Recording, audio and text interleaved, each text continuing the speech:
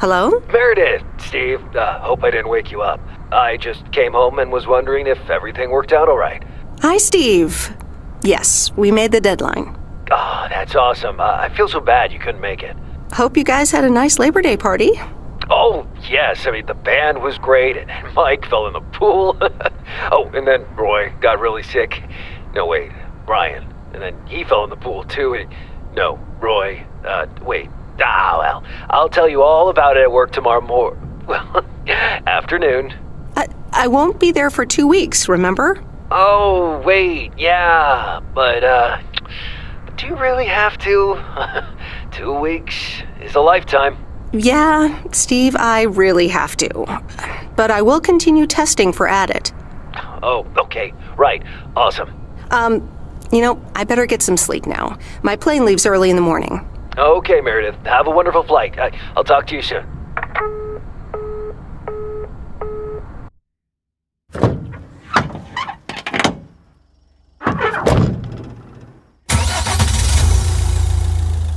Thanks so much for picking me up, Mr. Coleman. Mr. Coleman? Please, just call me Frank. We're colleagues now, after all. Well, okay, Frank. Thanks so much for making time for me on Labor Day. No problem, Meredith. Postal workers always have each other's back. Your dad helped me dozens of times whenever I was in a bit of a pickle. Well, I hope I can fill his shoes. He hardly ever missed a day. I'm sure you'll do great. You know what? While we're en route, why don't we deliver some mail in our beautiful little lake town? And show me the ropes? Sure. All right then, get ready to roll.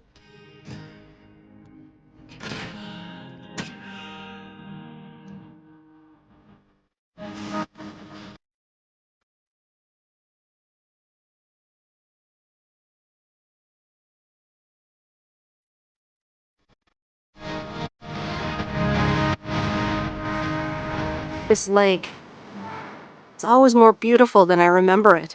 I don't think I'll ever get tired of driving around it. And there's our first stop. Okay, sir, what's the plan?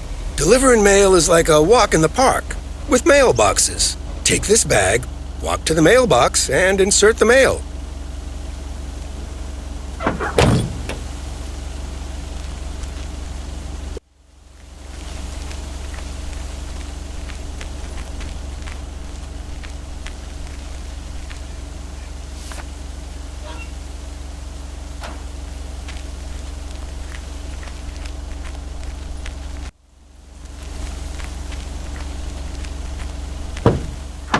Nothing too difficult, right? I think I should be able to face the challenge. Ha, I bet. Didn't you go to MIT? Yeah. I left here from Massachusetts 22 years ago. Shouldn't you get a job in computers then? That's really booming right now. Well, actually, Hold that thought. We just arrived at our next address. It's a package this time, so you'll have to get it out of the back.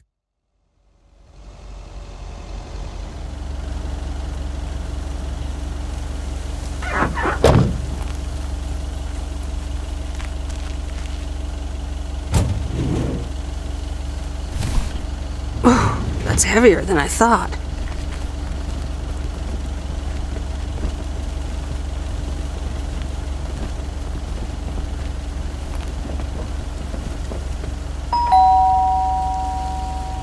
Nope, no answer.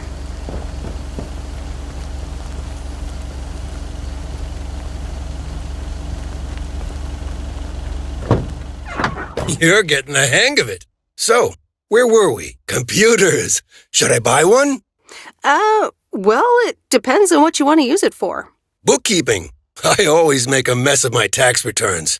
Can't a computer do that for me? Sure, there are programs for that, but you'll still have to put in some work yourself. I was afraid you were going to say that. I'll bug you about it another time. Our next address is right around the corner.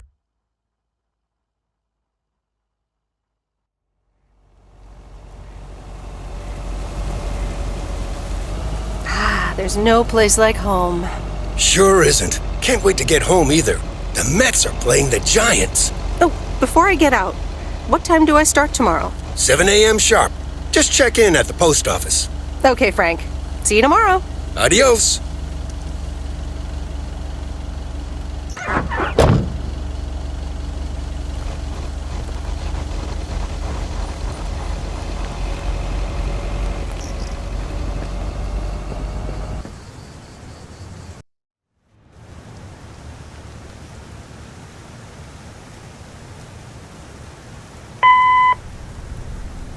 Hi, Meredith. I just wanted to let you know that Dad and I landed safely. The Florida weather is all they said it would be. I'll call again soon. One more thing. The freezer's stuffed with food, and there's blueberry pie in the fridge. Bye. Meredith, it's Steve. I didn't get the chance to say it earlier, but thanks so much for being a trooper. I know you had other plans for Labor Day weekend, but nailing the deadline for Ad at 87 could very well be the most important milestone in our company's history. Enjoy your well-deserved time off. Don't get too used to it. Just kidding. Or am I? I'll talk to you later.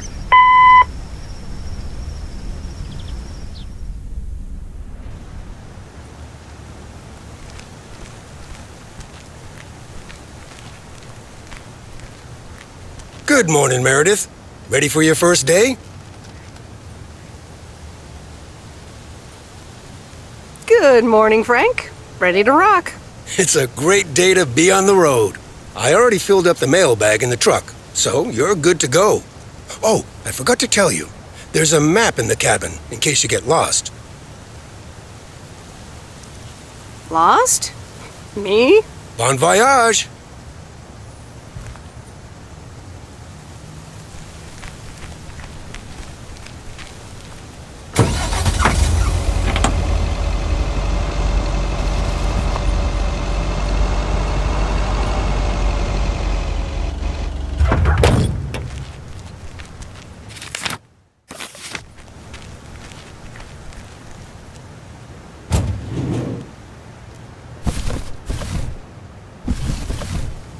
What on earth did these folks order?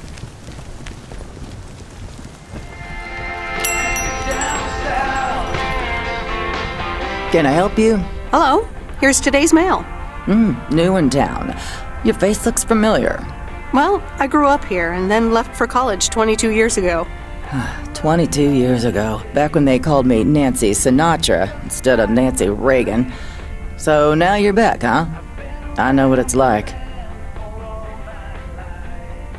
You do? It's best not to feel bad about it. Only a few people ever really make it. I wonder if it's gonna rain today. It's been raining a lot lately.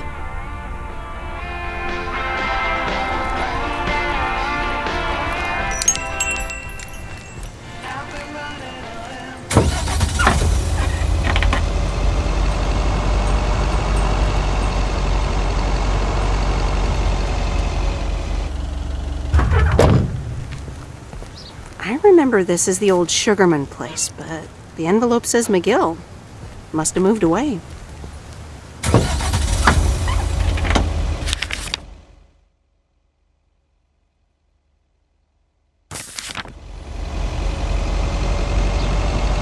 I'm actually enjoying this.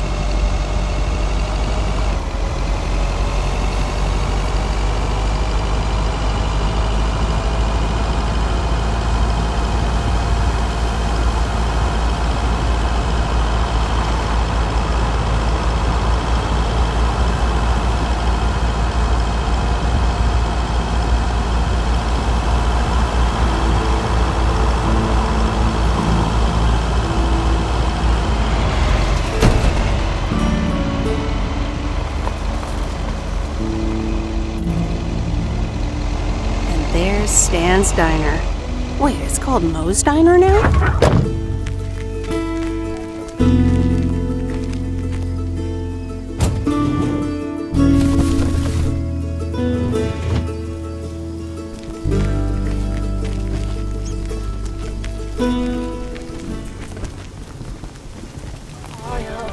Meredith Wise? As I live and breathe. Come here, hon.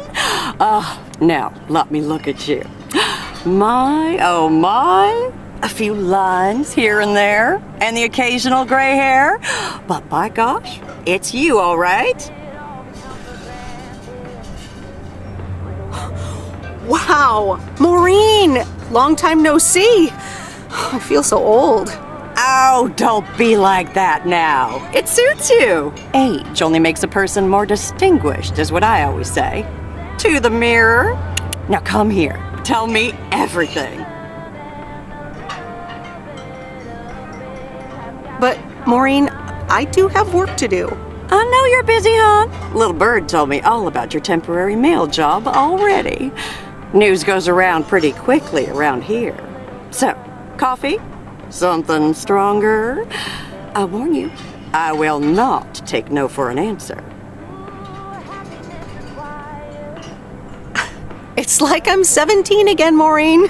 In that case, you're welcome, honey. 2 coffee, coming right up. And 1 piece of blueberry pie, if I remember correctly. You had one almost every afternoon after school at one point.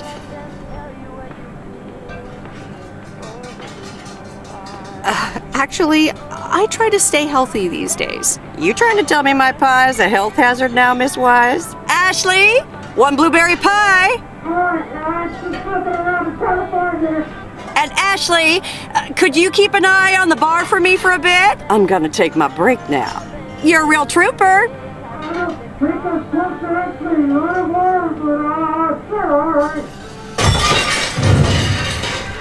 Ashley? Oh, sweet Mary, what are you doing? Is everything okay, hon? Oh, Lord have mercy.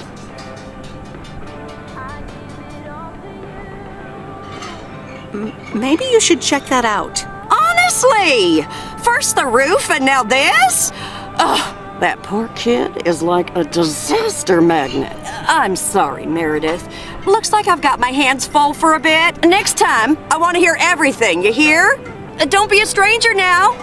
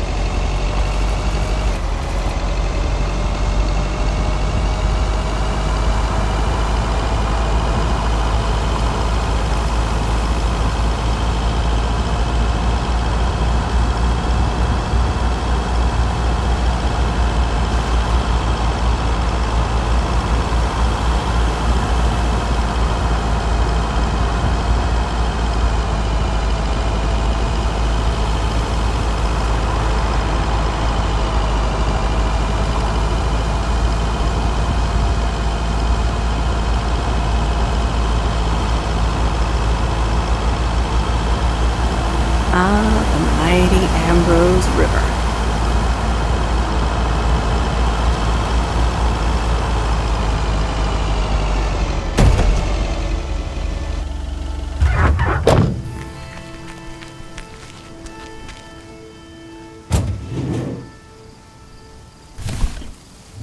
Well, hello there, big cuddly guy.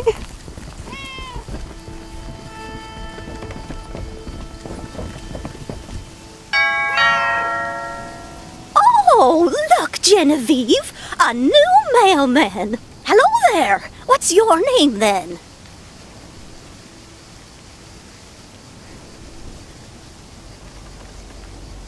Well, I'm not a mailman exactly. I'm Meredith Weiss. Heavens, I meant no offense. It's just that mailwoman doesn't sound right, does it, Genevieve? Weiss, of course. You're Emily's girl, aren't you? This is Meryl Weiss, Genevieve. She used to live in town years and years ago. It's Meredith. Wouldn't want the cat to get it wrong. Oh, pardon me then. You do remember me, don't you?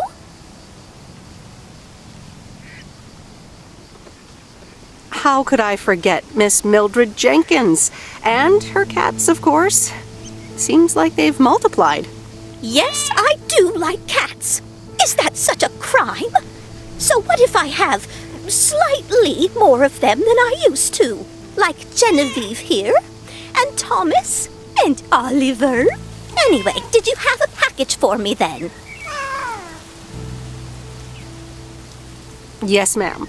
I think it's a toy bear. I mean, it's shaped like one and feels plushy.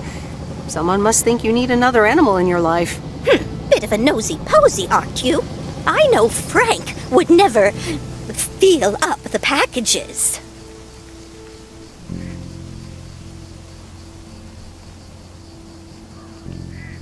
I apologize. I didn't mean to pry, Miss Jenkins. Well, it's probably another gift from my son. Still doing everything to get into my good graces, except actually drop by. I'm sure he means well. He's probably just busy. That's what he says. That's probably what you say to poor Emily, too. Anyway, I won't keep you any longer. Run along, dear. Give Emily my best. Goodbye, Miss Jenkins. Genevieve.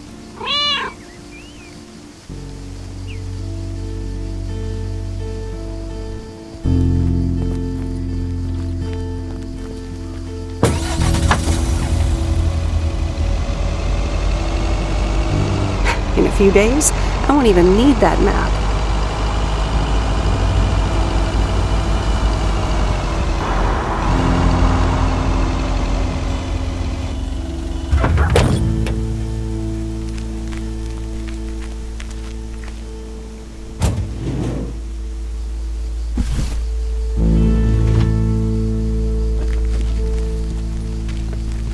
Hi there. I've got some mail for this address. You're not Frank.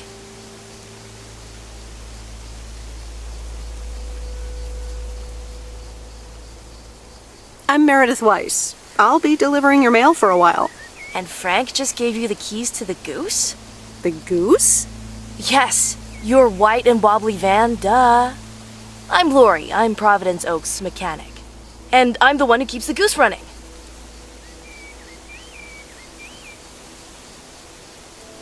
Well, Thomas is my father. Does that count? Thomas! Yes, that surely counts. My father has been teaching me since the day I was born. There is no one better in PO than me. And I have to get back to work now. But I suppose you may drive the goose. On one condition. If there's ever anything wrong with it, you bring it back to me, yes? All right, I promise. Good! Perfect. Did Frank tell you about the radio? No? It currently only receives the local station. Plus, sometimes it cuts out altogether. If that happens, just give it a big old bang on the dashboard and that should fix it right up. I'm working on it, I promise.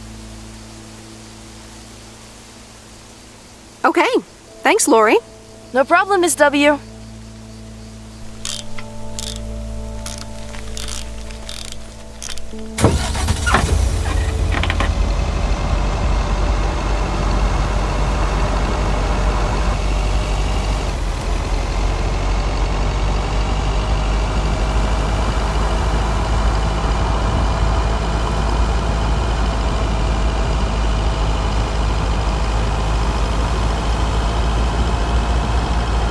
Let me think.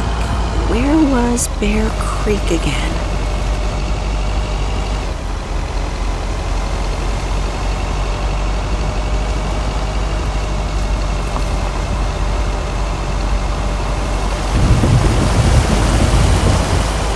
Oh, right, Bear Creek, near the old lumber yard.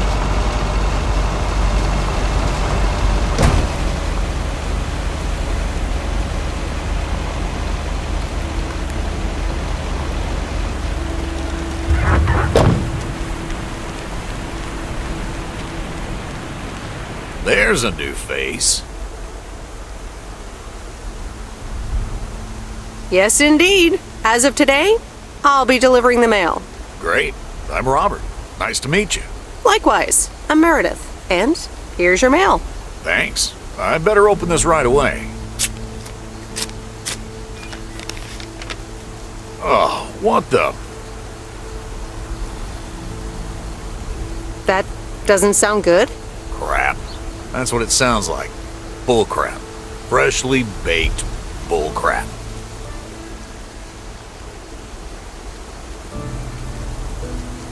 Hey, the sound can't be worse than the smell. I'm sorry, but I have to take a better look at this. Have a nice day.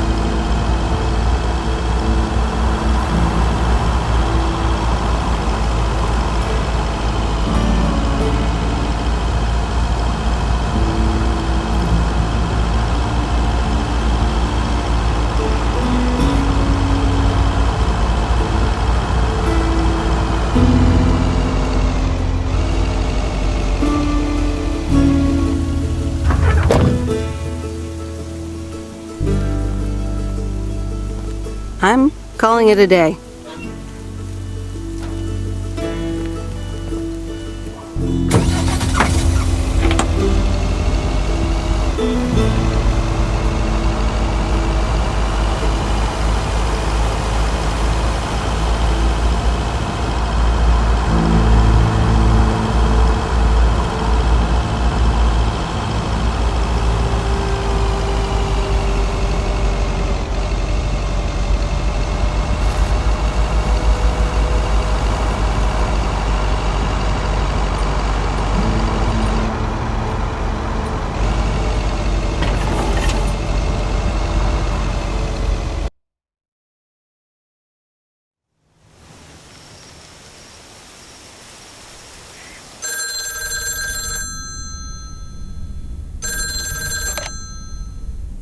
Hello? Hi, Meredith. It's Mom. How are you? How's the job?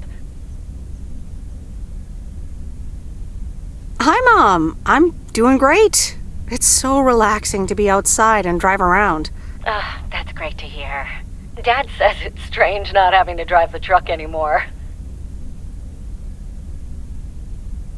I can imagine that. How is Dad? Can he handle all this freedom? Don't get me started. He went on 2 fishing boat trips already. And then there's the late night poker with his new buddies. Oh, I'm almost out of coins. I'm calling from a bar and Dad's ordering a margarita again. Talk soon.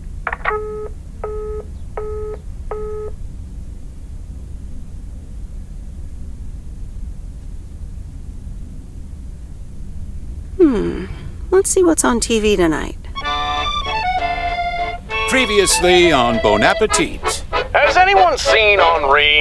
Yeah, he's in the kitchen, unpacking the new tableware. Henri! Did someone call me?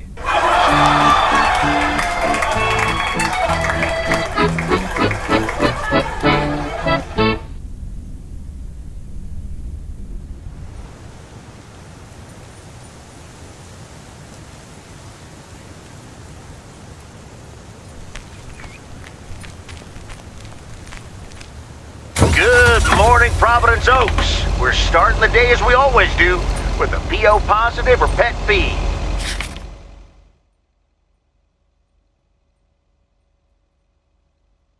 Followed by the weather. PO positive or pet peeve? Dale, what's it gonna be?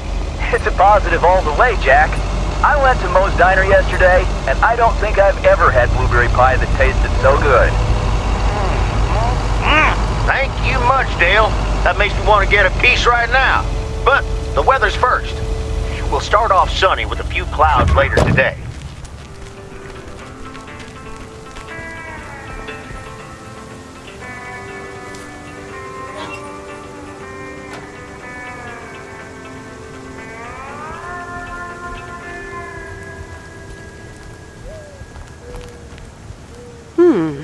Same handwriting as the one I delivered next door. I'm guessing party invitations?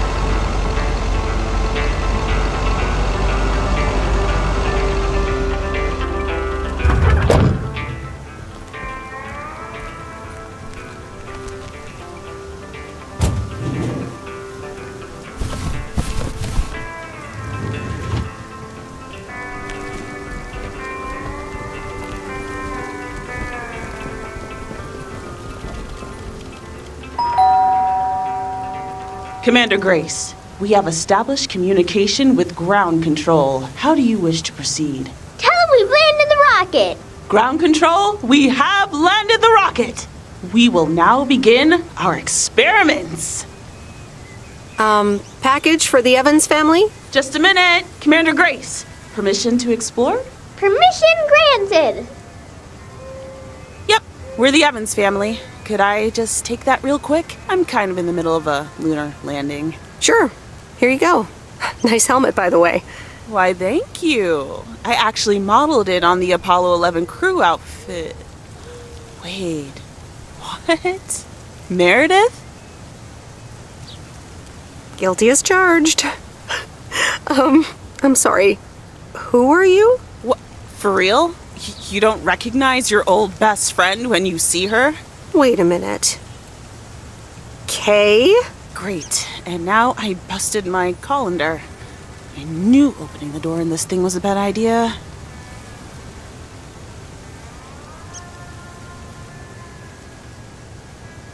Wow, I didn't expect to see you here. That makes two of us. Got me there.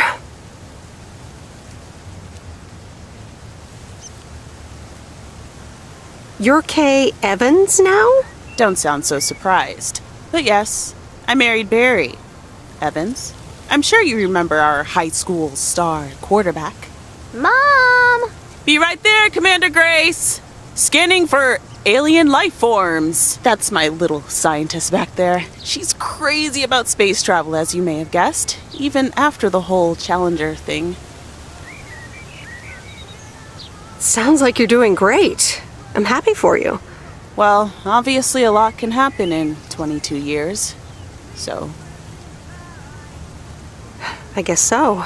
So, I heard you were back in town for a while. From Maureen. That's right. I ran into her yesterday at the diner.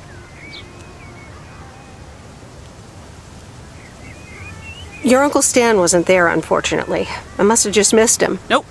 It's Mo's diner now. Like I said, a lot of things happened while you were away. Also, I work there now. At the diner.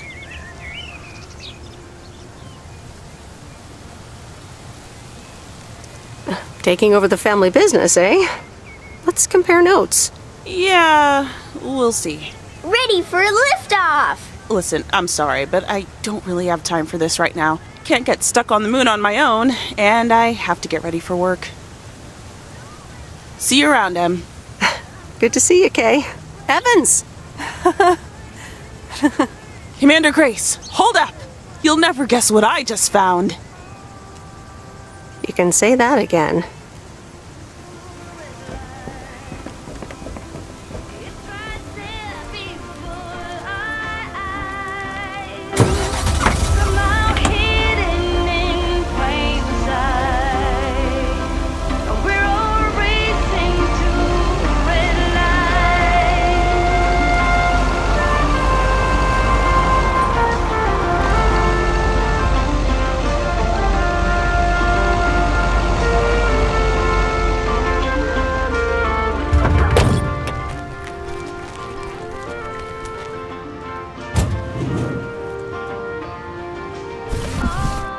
That's lighter than I thought.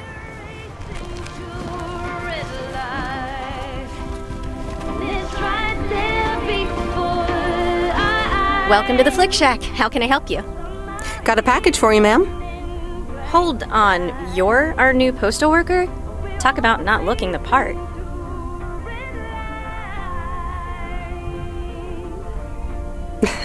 Is that a compliment? Trust me, it definitely is. Well, thank you then. Name's Meredith, by the way. Meredith Weiss. Angie, Eastman. So, what brings you to Providence Oaks? Well, I used to live here. Then I didn't, and now I'm back. I myself have been here for 6 years. Must have been in your didn't period. Yep, that would be smack dab in the middle of it. What brings you here? I used to live someplace else, then I moved here. Touché, Mrs. Eastman. Miss.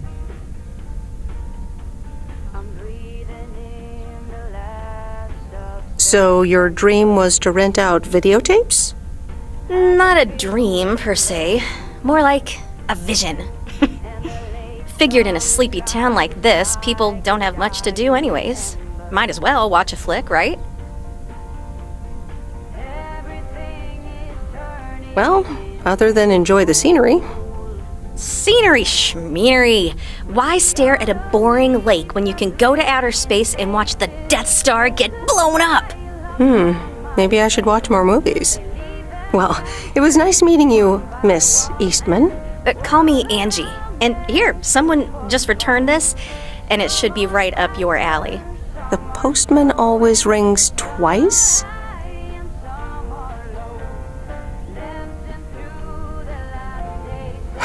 Little on the nose, don't you think? Well, I don't know anything else about you, Mrs. Temporary Postal Worker. Miss. But touche, Angie.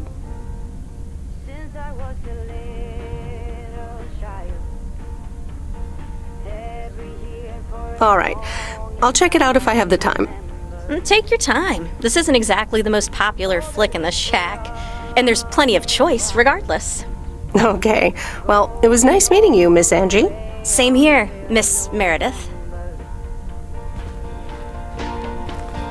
Turn the world around us into gold. When the autumn leaves are playing chases, puts a smile up on my face.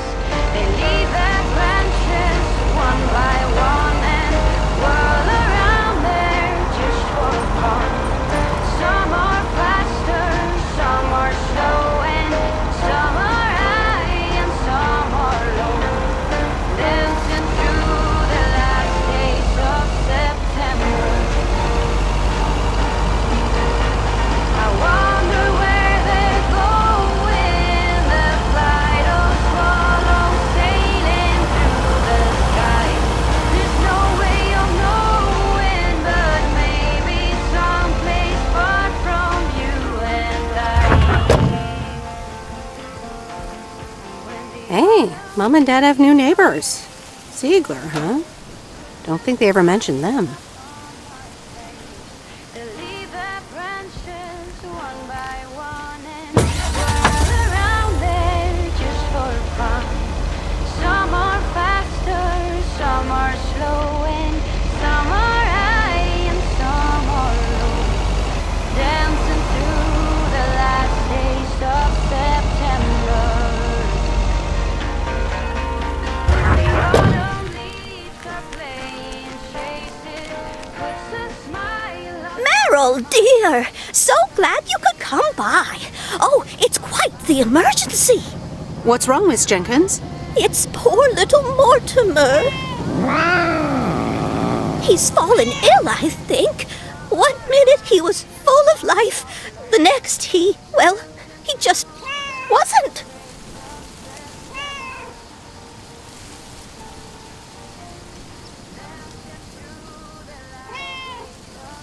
He's almost Sorry.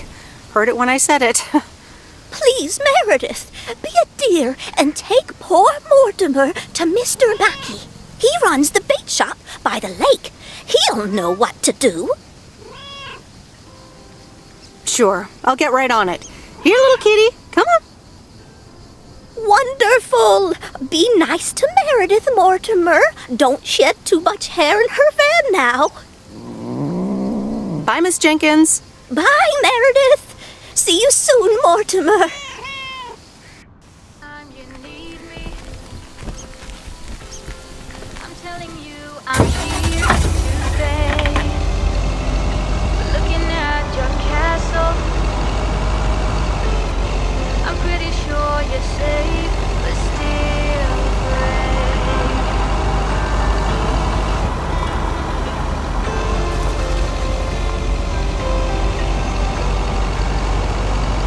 I'm walking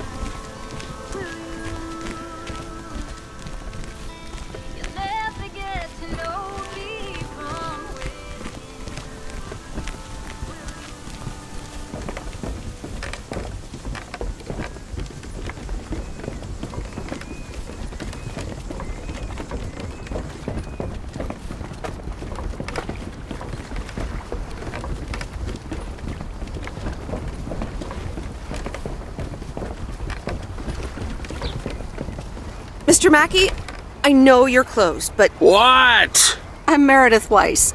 Yeah, Meredith Weiss. Thomas' kid. I remember you running around the lake when you were yay high, getting into all sorts of trouble. What can I do you for? Mildred Jenkins tells me you know a lot about animals, and, well... Oh, hi there, little fellow. What's your name?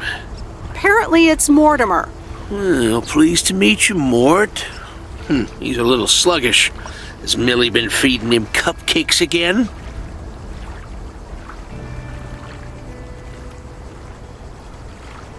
Cupcakes? I hope not. Leave him with me. I'll put him on a diet today.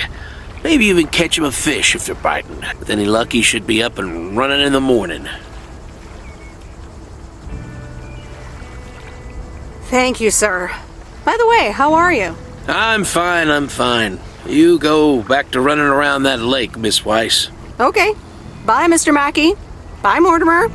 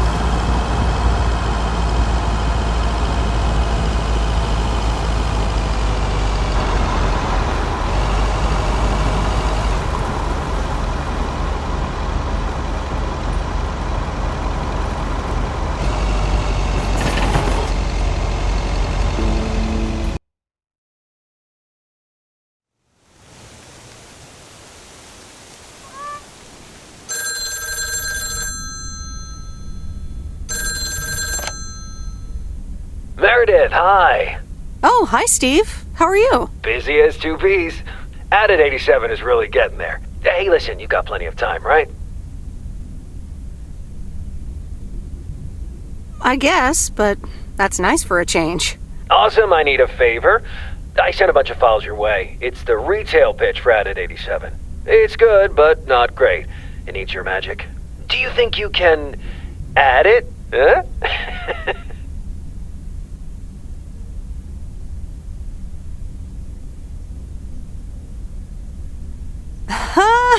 Nice one, Steve.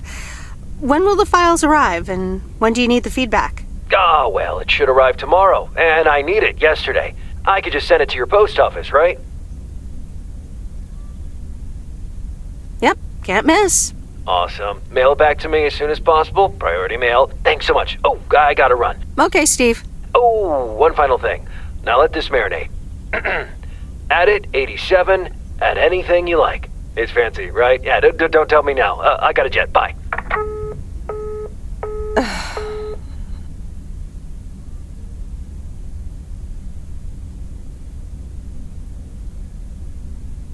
All right, let's watch this.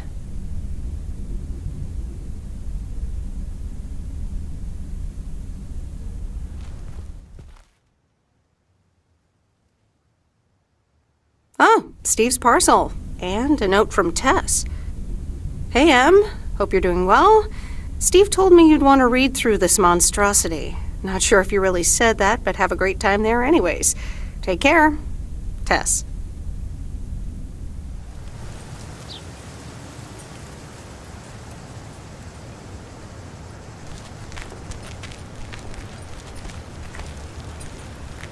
Good morning, P.O. It's time for a... P.O. positive or that P? Okay, folks. Let's see what it is today. The floor is yours, Angie. Good morning.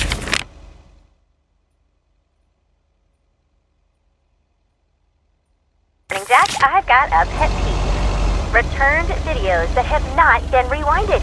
I mean, really? Be kind and rewind. Thanks. Duly noted, Angie. And now on to today's weather. We can enjoy the sun in the morning, but the clouds will cover it more and more. Enough talking. Here are some tunes.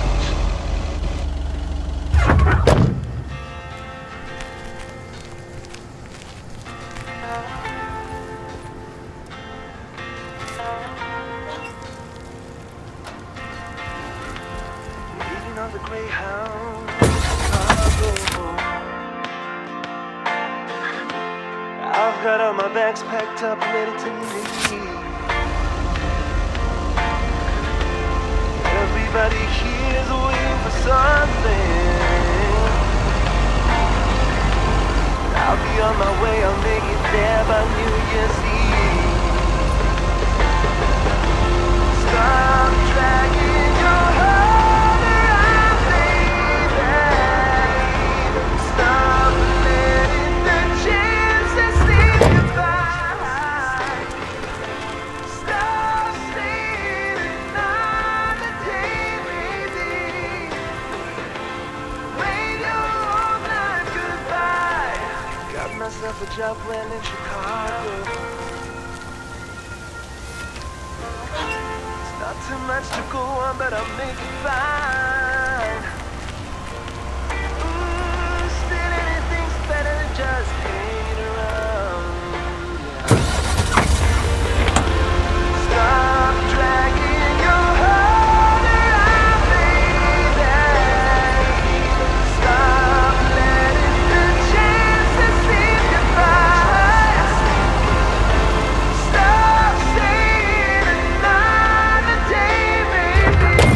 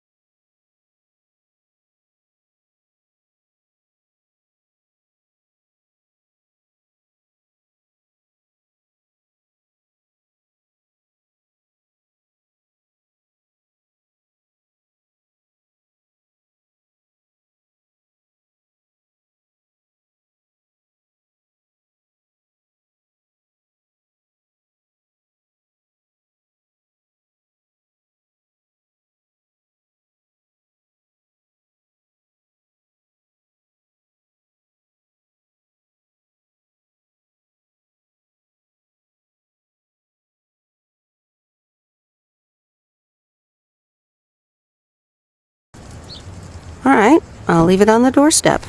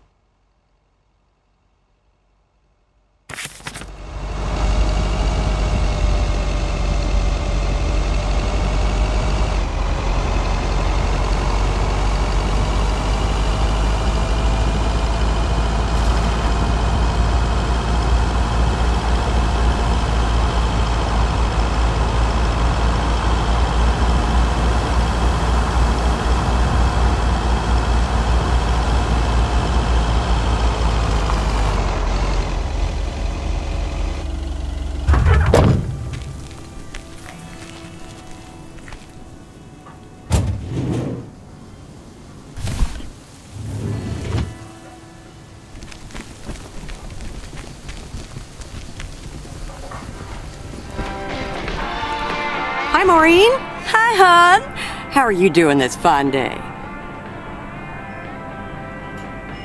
I'm fine, but how are you? You know, with the kitchen exploding? Oh, that? Huh, nothing a fresh lick of paint and a mop couldn't fix. Didn't mean to scare you. Let's pick up where we left off, shall we? And one piece of blueberry pie. Ashley, one blueberry pie. Meredith Wise, back in Providence Oaks. How's life treating you, darling? It's all right, actually.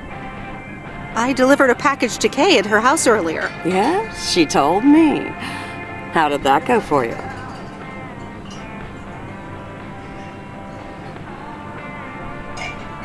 I think it went okay. I can imagine it can be a lot to take in for the both of you, especially after being away for so long. Then again, there are some things that never change, right?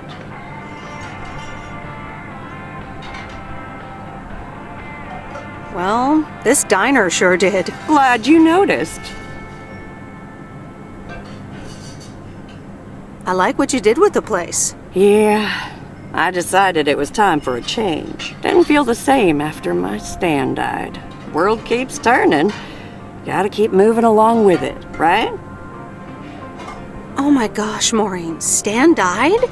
I'm so sorry. I had no idea. Thank you, darling. But it's really okay. It's been 10 years already. 10 and a half, almost. Oh, boy, did I love that man. We'd been married for so long. It hit me like a brick. But after a while, I decided that sadness wasn't the only emotion I was allowed to have. That's not what Stan would have wanted either.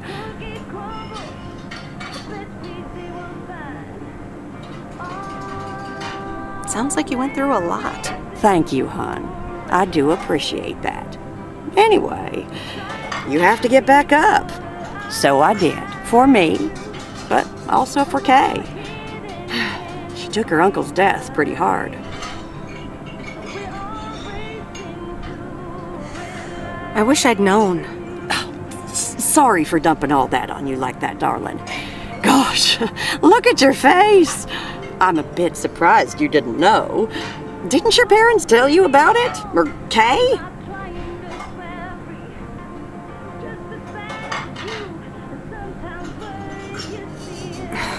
I can't recall.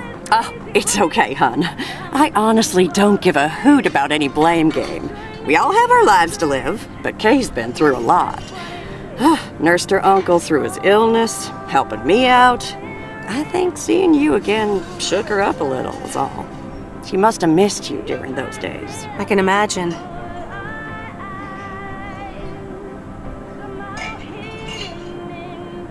It was good to see her again. I've missed her too. Then it sounds like you know what to do. Listen, Meredith. Time marches on. And eventually, you realize it's marching across your face. Life's too short. That's exactly why I decided this place could do with a repurpose after Stan passed. Fresh start. It's been Moe's Diner ever since. And believe it or not, business is better than ever. That's great to hear, Maureen. Congratulations. Why, thank you kindly. And listen, you check in with me and Kay again soon, you hear? Don't forget about what's important in life.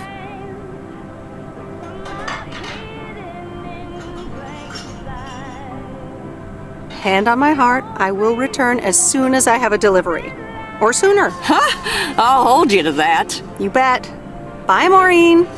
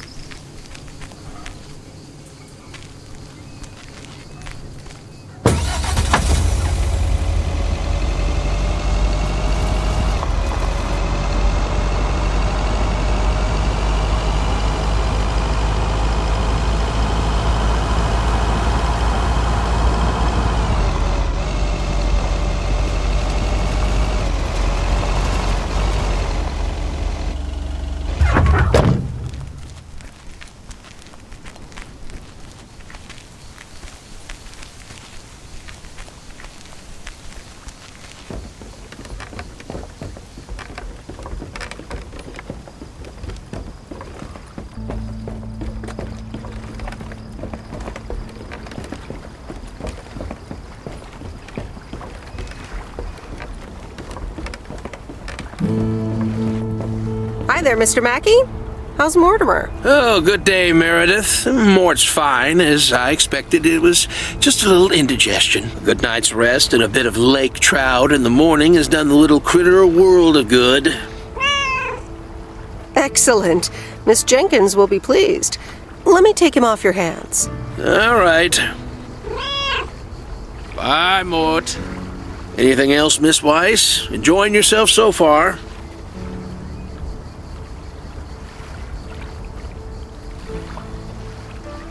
I'm having fun, yes. Well, that's good. I'm guessing I'll see you around a lot more, Miss Weiss. For sure, Mr. Mackey. Have a nice day.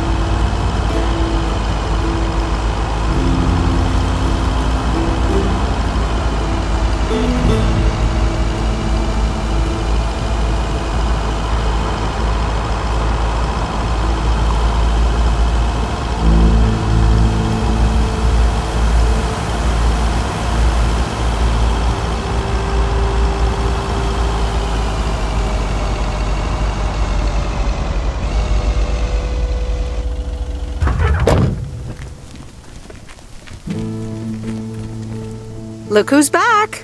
Mortimer! Oh, look at you. You're good as new.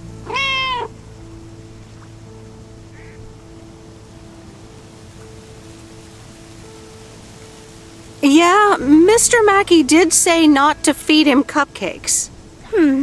I suppose he's right. It's just that he likes them so much. Don't you, Mortimer? Anyway, thank you so much, Meredith. My pleasure. See you, Miss Jenkins. Call me Mildred, dear.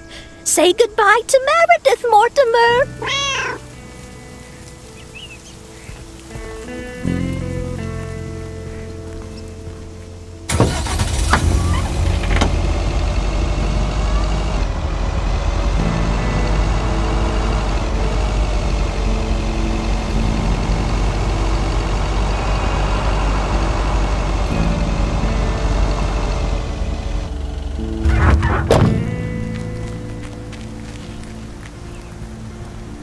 Here's your mail.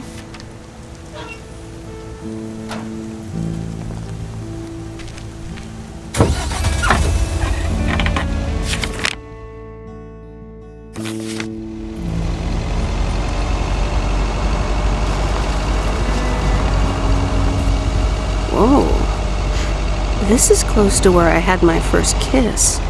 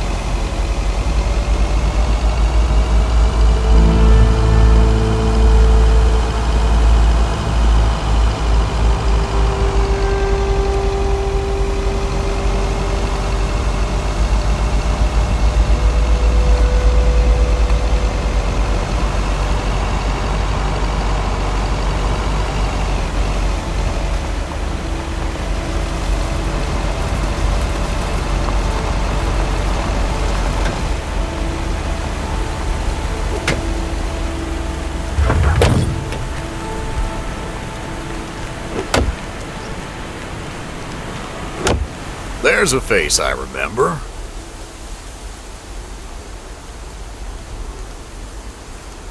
Good morning, Mr. Harris.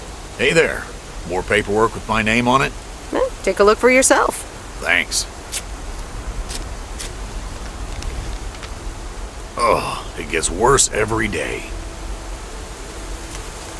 Sorry to hear that. Can you believe it? I've been taking care of this lakeside for years. And now they're gonna bulldoze it and build apartments.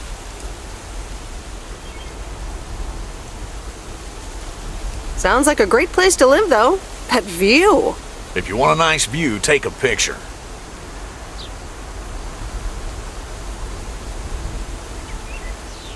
Sorry. You really are angry. You can't do a thing about the apartments? They say you can file an official objection, but I'm not a great match with bureaucracy.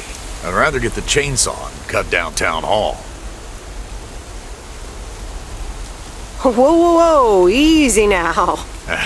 Just kidding. It's a nice thought, though. Well, maybe I can help out. I'm better with paper than chainsaws. Would you? Awesome. I'll think about it. Have a great day. Bye, Robert. Hey, wait up. I'm done thinking about it. Maybe you'd want to go through all the files together? Tomorrow afternoon? At Moe's? Food and drinks on me. Sure. Who can say no to food and drinks at Moe's? Awesome. I'll see you there then. I'll bring all the paperwork. Okay. Bye.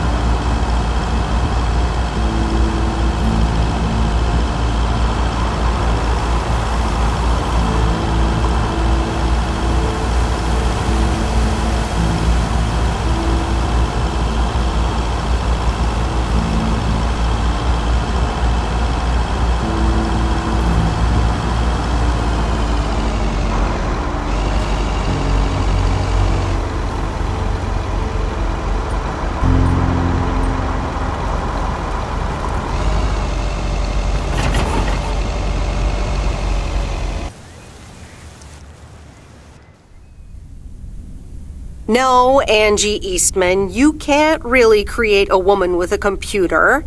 What movie is that? It's called Weird Science. You really haven't heard of it? It was a pretty big hit. I figured you with your computer background. All right, I'll add it to the huge mental list I've been compiling ever since we started talking. So that's weird science, life of Python. Brian, Monty Python's Life of Brian. Right. You know, you don't really look the part of a computer nerd either.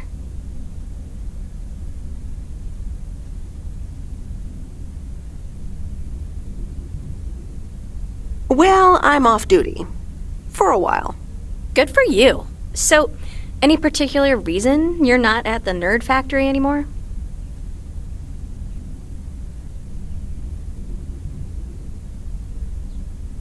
Let's just say I needed a change of scenery. Okay, well, I totally get wanting something different, anyway. I used to live in Los Angeles. Oh, really? Then, yeah, Providence Oaks is pretty different. Sure is. It's quieter, for one thing. Slower, for another.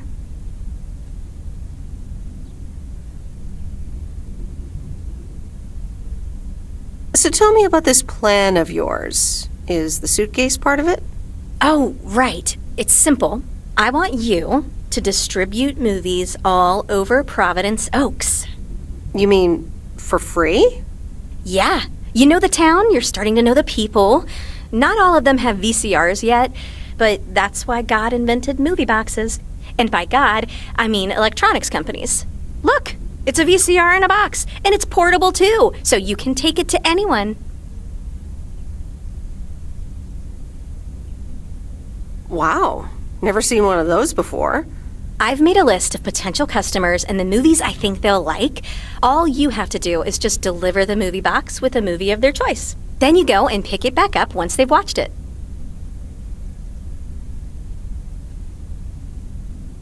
Okay, but what's the revenue model here?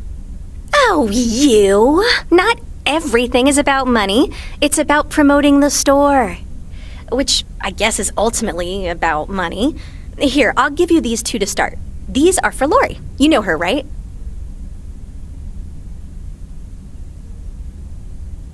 The mechanic girl at the gas station, right? Yes, good. I have these two for her. The Love Bug and A Nightmare on Elm Street. This one is about murders in a bathtub, right? Well, not exactly. You'll just have to watch it. But not before Lori gets a chance. I think she'll love it. After Lori gives back the box, I have a couple movies planned for Burt Mackey. They are Jaws and The Dirty Dozen. And that's it for now. If you're in, that is. So, you in? All right. These addresses seem to be on my route anyway. I'm in. All right. Thanks a bunch, babe. Now, do you have any more of this great coffee? Actually, I really need to head back. Oh, what's the rush? I left the store unattended. Better get back.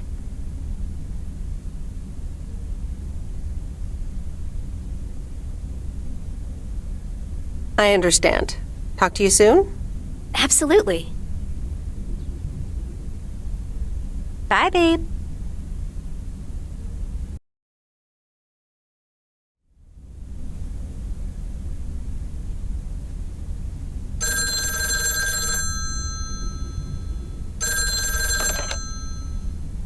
Hello? Hey, Meredith.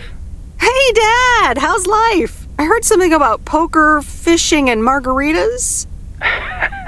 Talk to Mom, huh? But yeah, can't complain. How about you? Do you like my job?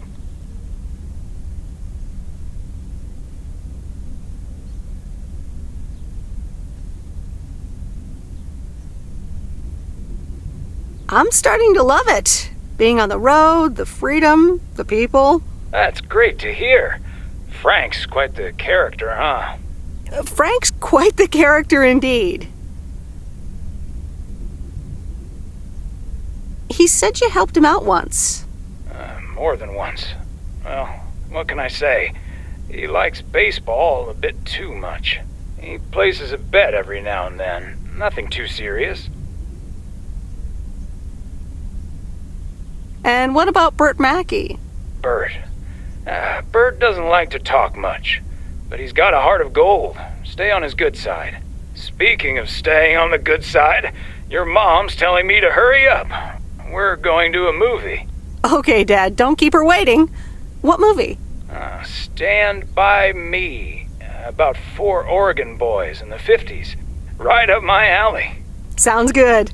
Say hi to Mom for me. Will do. Bye, Meredith.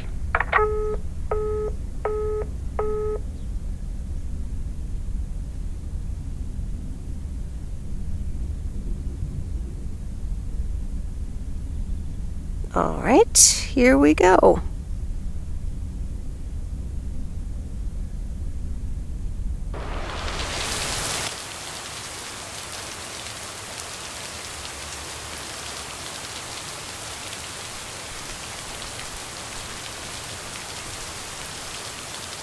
Rise and shine, P.O. The time has come for a...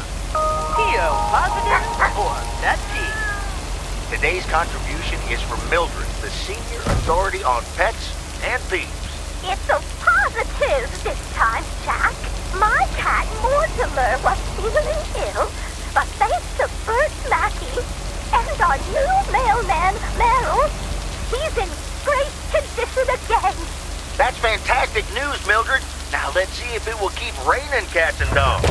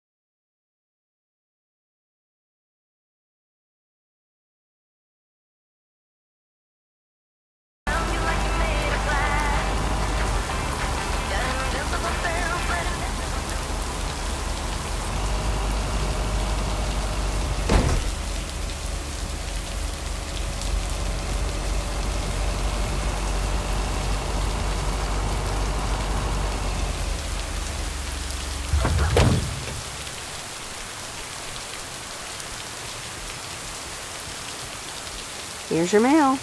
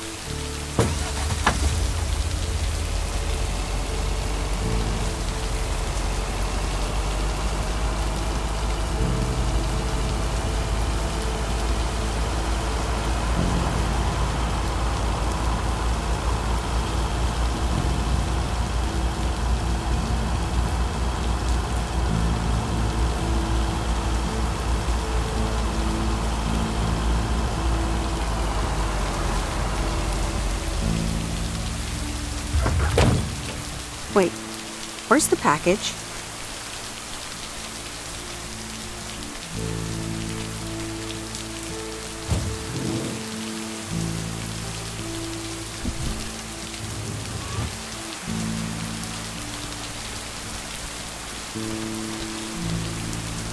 Hey, Miss W. You got some mail for me today? No, but I have something else. Angie from the Flick Shack asked me to deliver some movie boxes. She also asked me to deliver some to you. Oh, tight. What are the options? Let me see. The Love Bug or A Nightmare on Elm Street.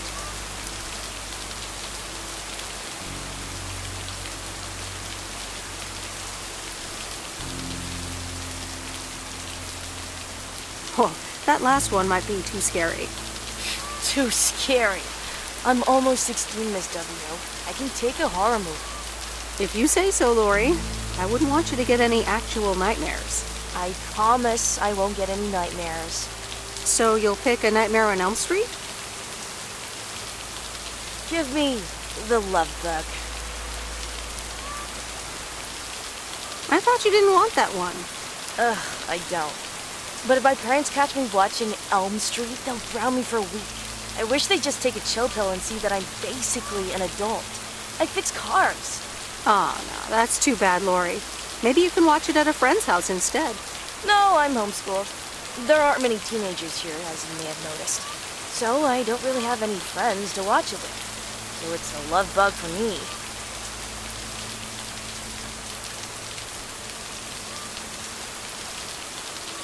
Well, I'm sure you'll like it too.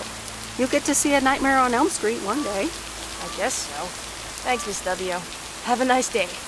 You too, Lori.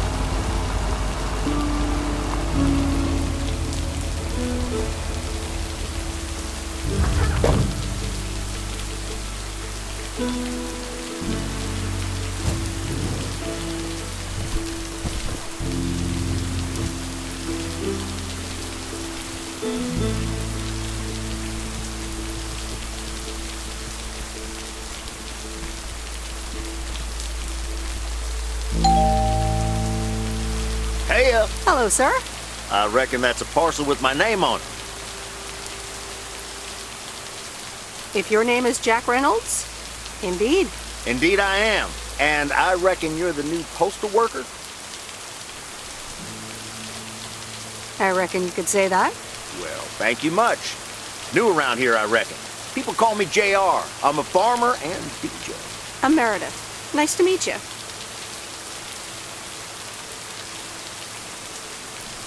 I think I've heard you on the radio.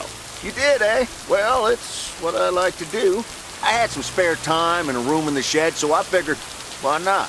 About your playlist.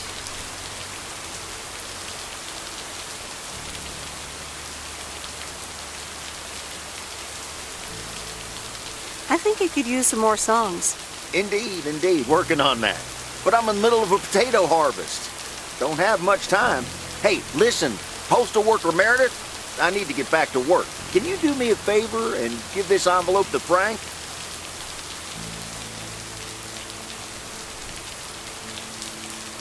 I'm afraid it would need a stamp first.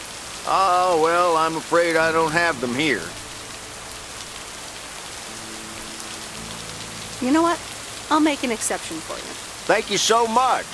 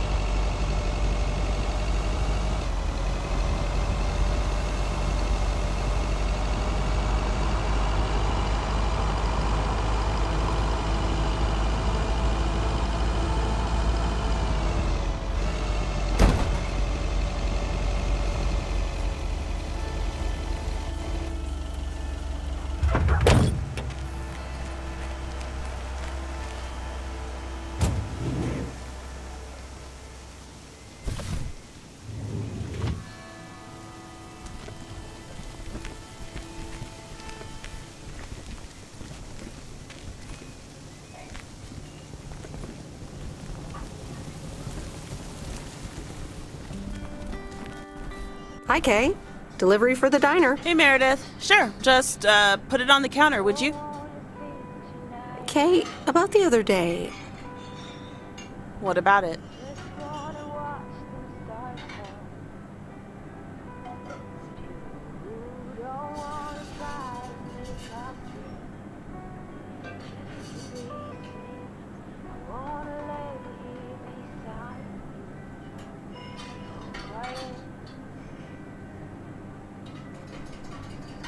Why were you upset to see me?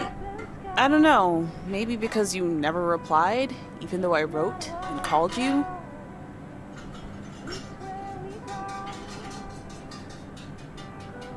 I'm sorry about that, but I was really focused on building a life around that time. Yeah. So?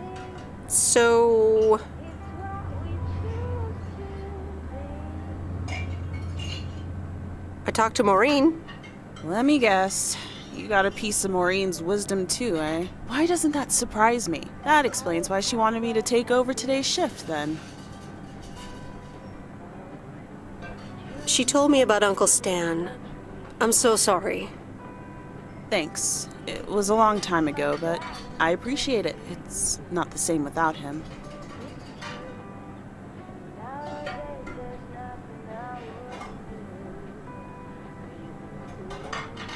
I'm sorry I wasn't there for you and Maureen. That's kind of you to say, Meredith. I mean, I didn't contact you about it at the time, but then again, I had kind of given up by then.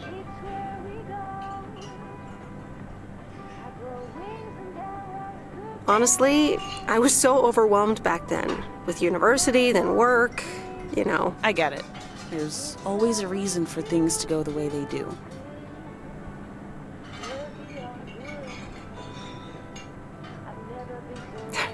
Thanks for understanding. Time marches on.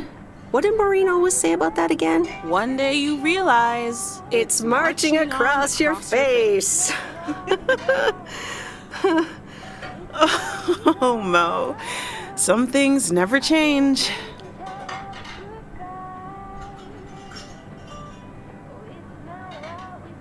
Didn't she steal that line from somewhere anyway? Yep. Yeah. Hey, Em. It was good to talk. I mean, you know. Yeah, it was. I have to get back to it, but see you around, maybe? I'm sure. See ya. It's not what we see, it's what we choose to be.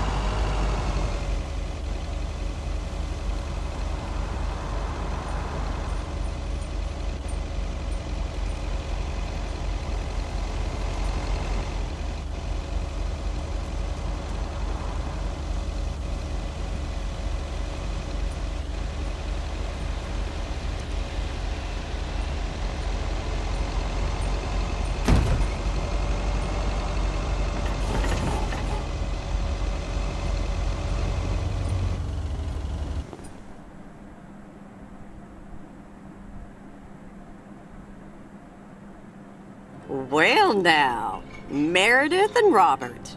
Welcome to Mo's. Table for two? Hi, Maureen. Yes, please. A quiet one if possible. We've got work to do. Is that what they're calling it now? Speaking of work, Robert, someone reckoned they could fix the roof themselves and, made it worse somehow. I mean, foot just went right through. No physical harm, thankfully.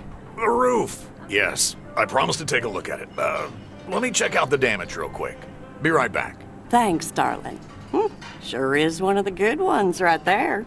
He seems very nice, but I haven't actually talked to him longer than 10 minutes. What's time got to do with anything? You know what you want when you see it, hon.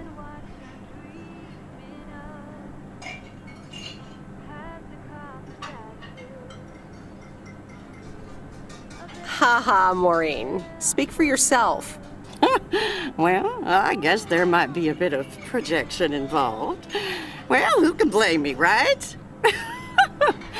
Anyway, let me show you to my nicest table. The sun hits your face in all the right places here.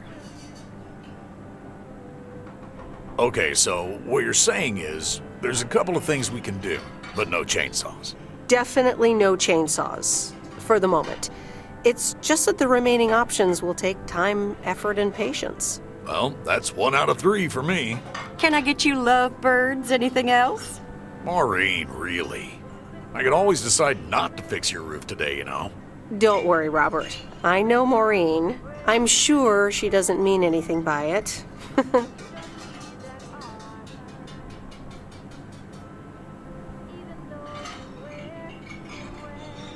A coffee refill would be nice. Thanks, Maureen. Gotcha, hun. Robert, The same for me, please. Sure thing. Back in a jiff. Ashley, is that coffee machine still running? They what? Glad we're finally done for today. But there's more to come. I'm sure you'll do fine. Thanks, but you don't sound very convincing.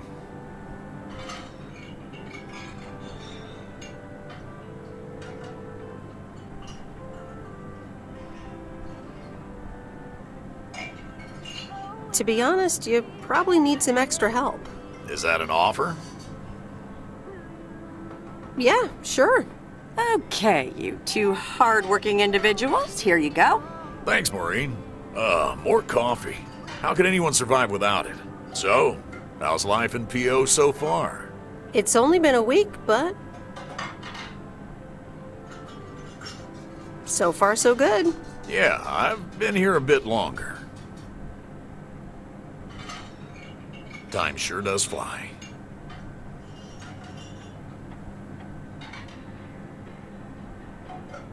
I'm sure you must have some good stories. Yeah, look, Meredith, I'm sorry. I really better get started on fixing that roof. It's just, it's quite a big job. While it's still light out and all. You know. So, thanks so much for your help. I mean, I really do appreciate it. Drive home safe. I'll see you around town. So, yeah, I'll see you. Everything okay over here? Yeah, I guess. I'm not sure.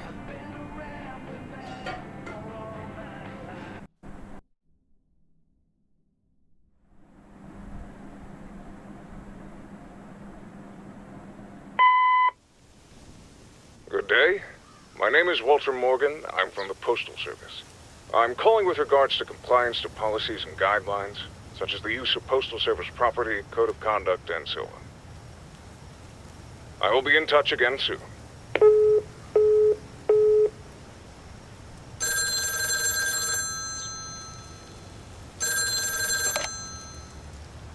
Meredith, it's Steve. What's up, Steve? Thanks so much for improving the text and sending it back to me. I'm confident this will improve our chances of securing a monster deal.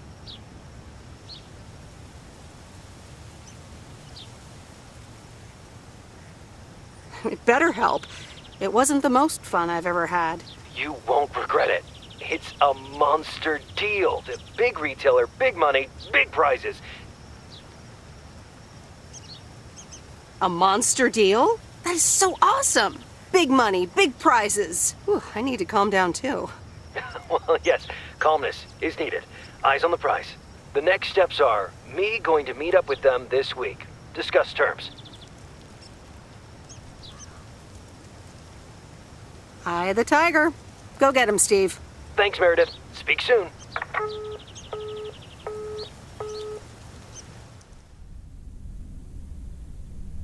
The Countess and the Carpenter?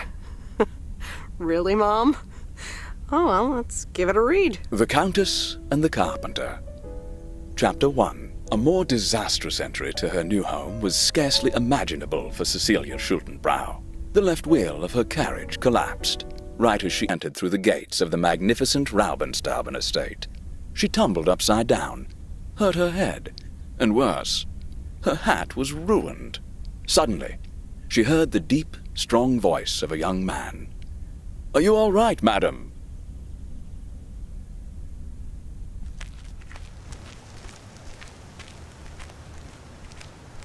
Good morning, Meredith. There's an envelope today with an incomplete address on it. It only says Mickey and June, Lake Campground, Providence Oaks. Do you think you can find that?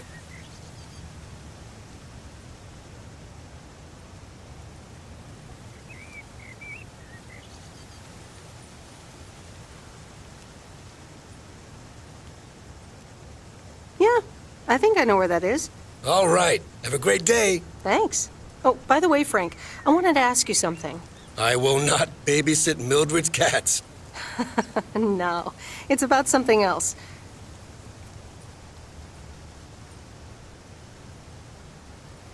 What's in those envelopes for you? Oh, that's just for stamps. Saves them the hassle of driving up here. Hey, I gotta get back to work. Catch you later.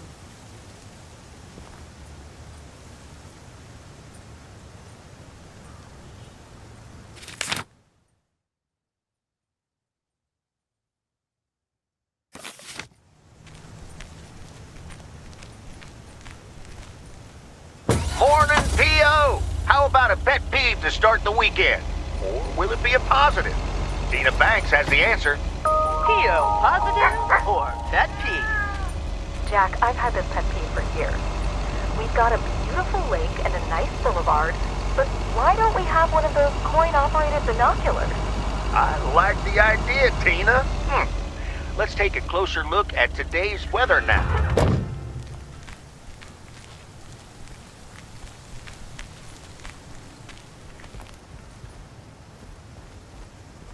Ooh, interesting.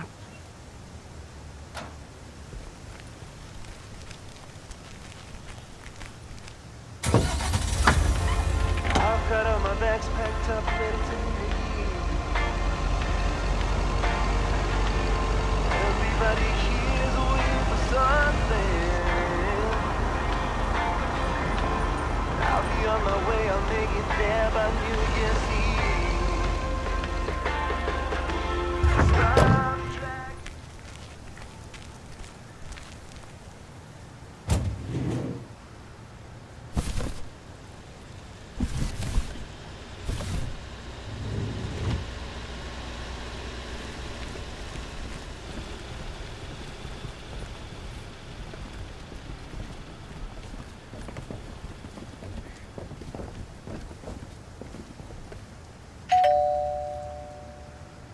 All right, I'll leave it on the doorstep.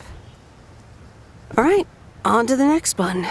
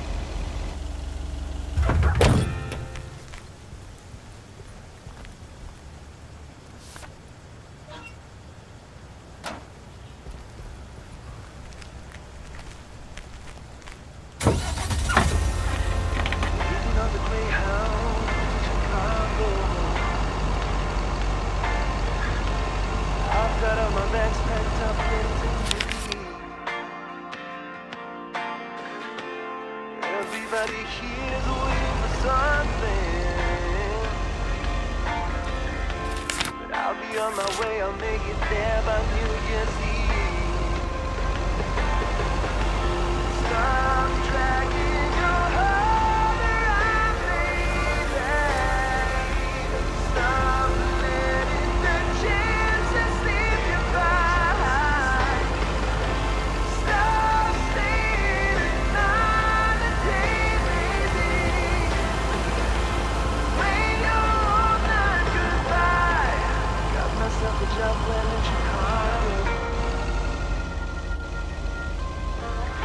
It's not too much to go on, but I'll make it fine.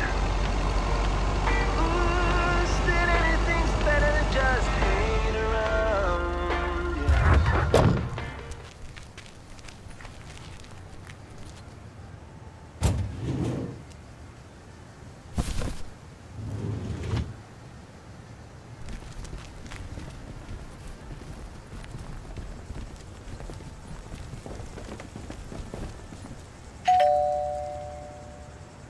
Nope, no answer.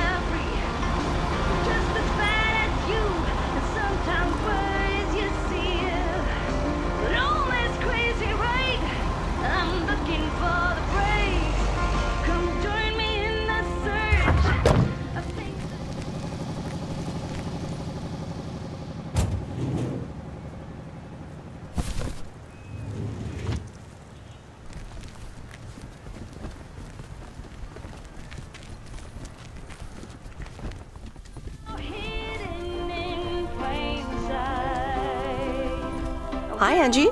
Oh, hey. So, hey, I dropped off and picked up those movies. Right.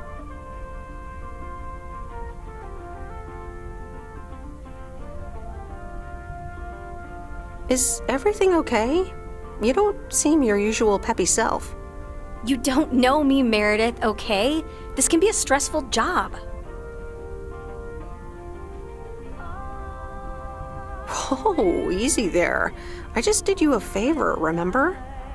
Yeah, actually, now's not a great time. There's 2 more movies on the counter. If you could deliver those, that'd be peachy. Jaws and The Dirty Dozen. You know what? I changed my mind. I'm not doing it anymore. Fine. It was a stupid idea anyway. Now, if you'll excuse me. Bye.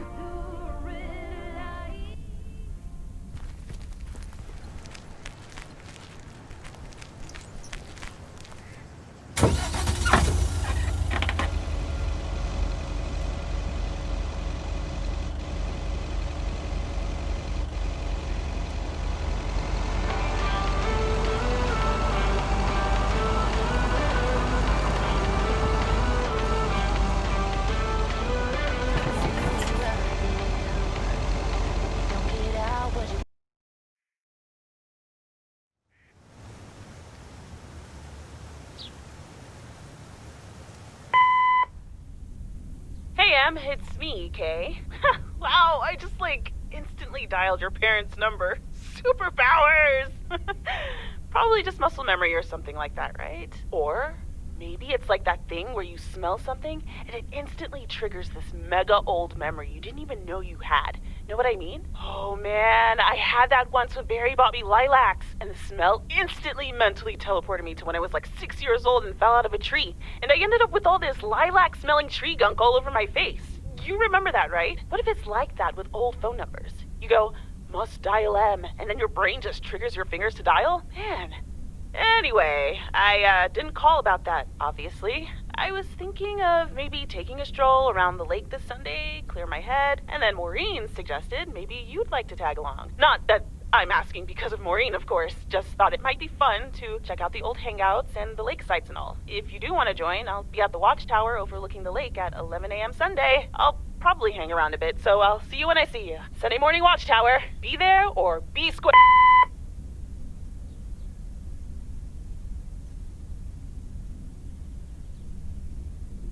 The Countess and the Carpenter. Chapter 2. Cecilia hated old Mr. Nabenshoe's table manners. The way he slurped rhubarb into his digestive system was quite the dampener on Cecilia's appetite. She wanted to get out of here and drink and dance with the common folk. Every night, she heard their merry noises travel through her bedroom window, the sounds of real life.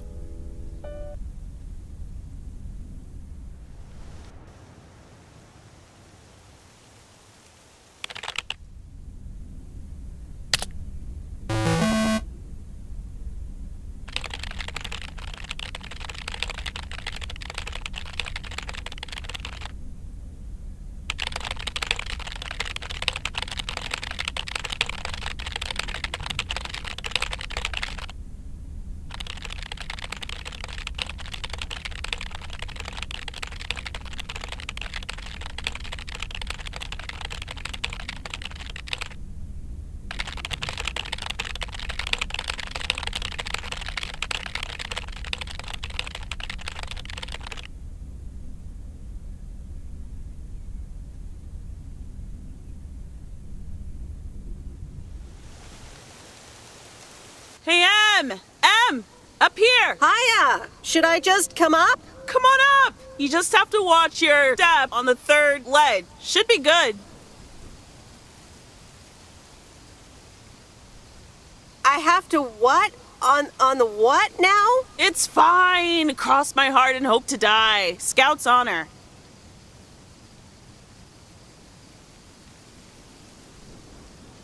Sure, I'll just go up there not knowing. What could go wrong, right?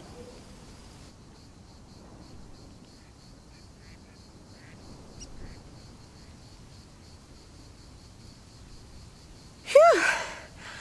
I'm up. In one piece. All good. Call off the dogs. Ugh. So glad you made it. Isn't it nice up here?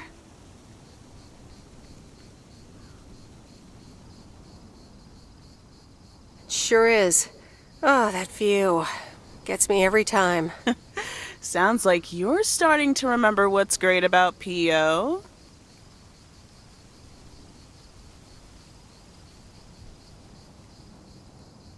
Those times we took some pie up from the diner after school and sat here talking about whatever we felt like. Oh, yeah. How about that afternoon I snuck in some beers from Uncle Stan? They were really disgusting, and you puked all over the rail. In fact, wasn't it kind of where you're standing right now?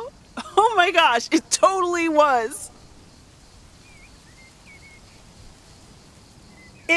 Oh, did you have to bring that up again? I was not counting on getting that much in touch with my younger self. I'm glad you're back. I kind of missed having you around. I feel the same way. So, what's life been like for you since you left? Positives? Negatives? You know, I went to university, got a job.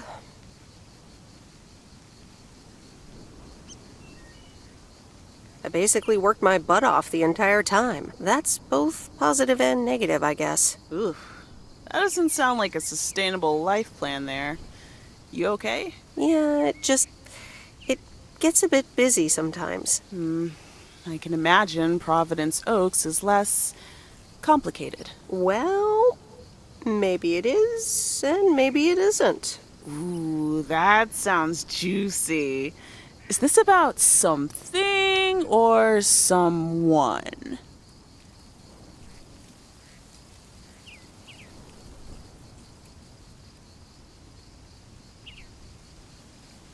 Lay off. Ooh, there she goes with the crazy eyes. M still stands for mind your own beeswax, I see. All right. I'm backing off.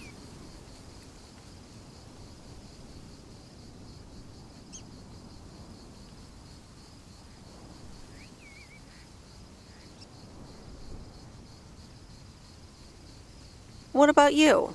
How have you been? I mean, really? Really? It's been great, and it's been tough.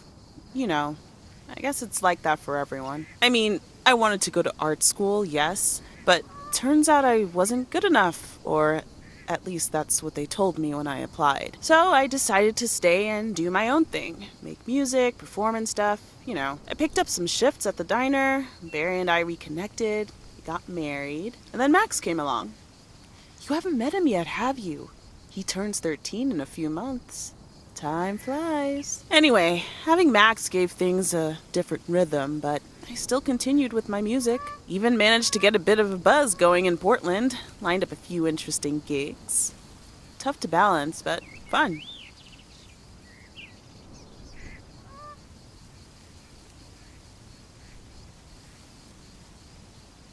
And then? Yeah, just like that, Uncle Stan got sick. Hit him and Aunt Mo like a ton of bricks.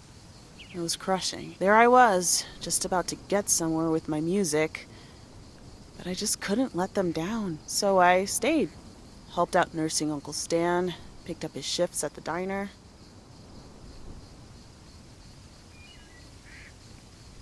Where was Barry in all this? Barry was actually really great. We divided tasks back at the house, and he took care of Uncle Stan when he could. No questions asked. He was just there. Sounds like you really stepped up. Well, in hindsight, it was a lot. In the moment, though, you don't stop to think. You just do it.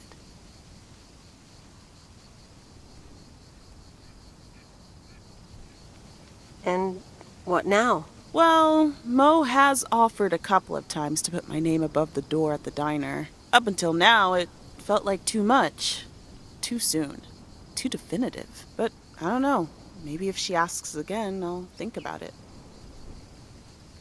The way things ended up, it may not have been part of my master plan. But I got to spend some of the most precious moments of my life with the most precious people I know. Got to say goodbye to Uncle Stan and be there for Mo. He basically raised me. I'm grateful I got to do that for them. And I built a family of my own, right here in good old P.O. And one day, those kids will hurl all over this rail, just like we did.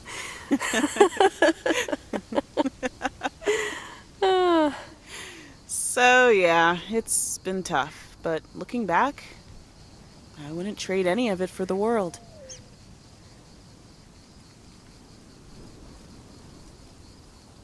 I'm so sorry I wasn't there. I don't want you to feel sorry.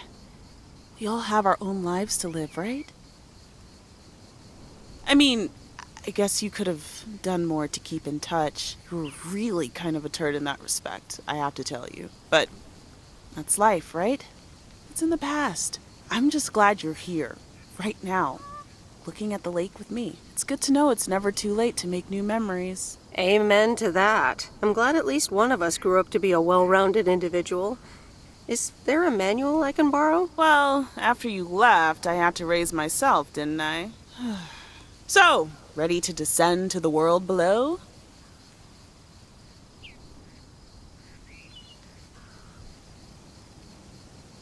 Yeah, seems like it's time. Come on, then.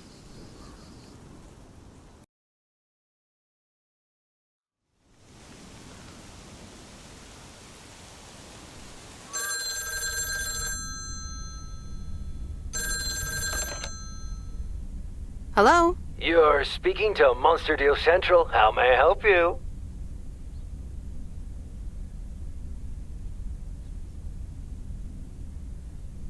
I'm sorry. I'm not interested in telemarketing. Meredith, silly, it's me, Steve. Please, tell me to calm down. We are so close to a deal. Added 87 in shops all across America. Monster deal. Oh, wow, that is so awesome. Tell me more. Okay. I met up with this big retailer, right? They read our great pitch. They loved it, and they want to buy 250,000 copies of Added 87. 250,000. Multiply that by like $35. That's a lot. But it's not a done deal yet, right? Not yet, but oh, so close. I can almost taste it. Listen, I've got the contract right here. I'm sending over a copy. You should have it tomorrow. Please, check, double check it right away. I want your blessings before I sign on the dotted line, okay? Gotcha, Steve. Don't worry about it. Awesome. I'll be in touch again Tuesday evening. I'm so excited, and I just can't hide it. The Countess and the Carpenter. Chapter 3. "Come in," were the most regretted words Cecilia had uttered in a long time. They were instantly followed up by, "Get out!" when she saw the surprised face of the carpenter's apprentice, instead of her niece, Anna. Apparently, her hosts wasted no time in addressing the problem of a malfunctioning bathroom faucet.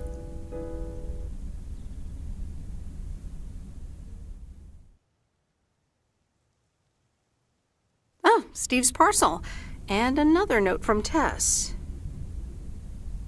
Hey, Em, here are Steve's contracts. I bet you're in the mood for some light reading. And now without sarcasm. Really, I must admit the energy here is contagious.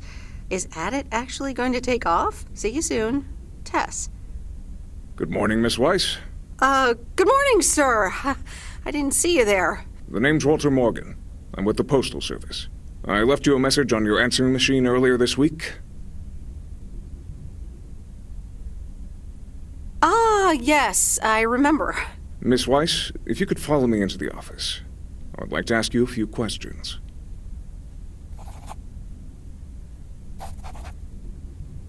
Are you familiar with the Postal Service policies?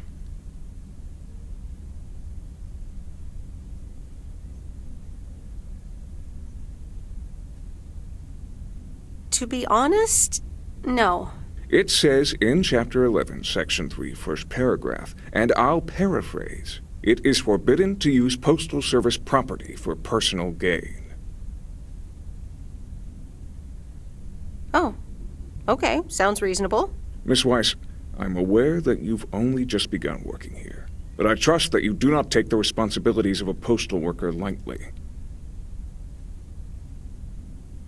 No, of course. I mean, yes, sir. The Postal Service puts its employees under the highest level of scrutiny. I advise you to answer the following 3 questions truthfully. A yes or no will suffice. Do you know Frank Coleman?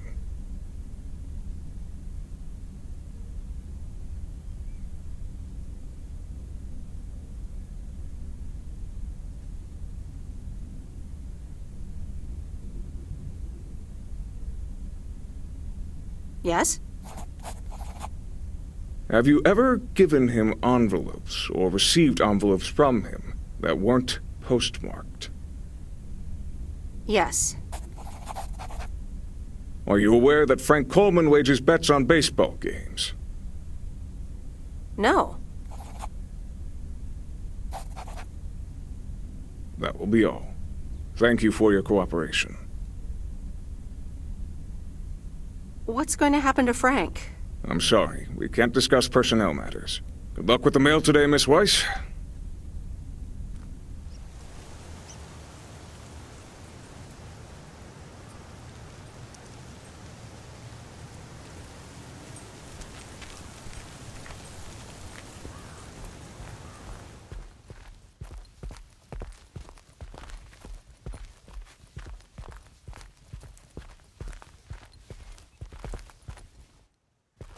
Hey, Meredith, that guy you just talked to, what did he want from you?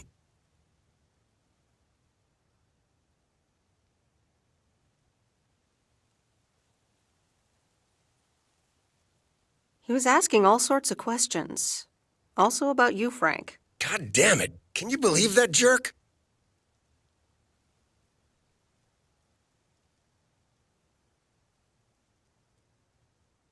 Are you in trouble, Frank? Trouble? They're the ones who are in trouble. I gotta get back to it, Meredith. Have a great day.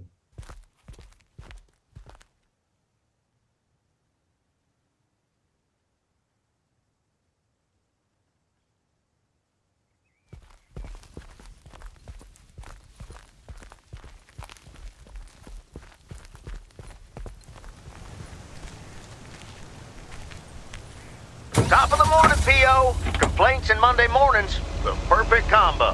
P.O. positive or pet peeve? Take it away, Bert. Morning, JR.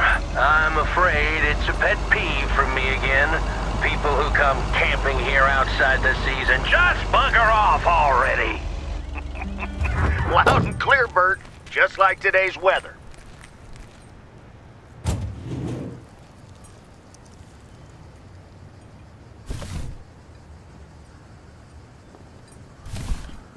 What on earth did these folks order?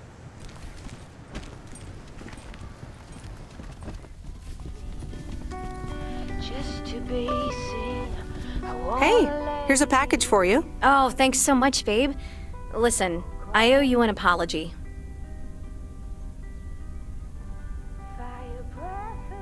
Apology?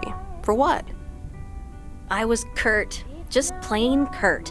And there you were, just trying to talk to me. You deserve better.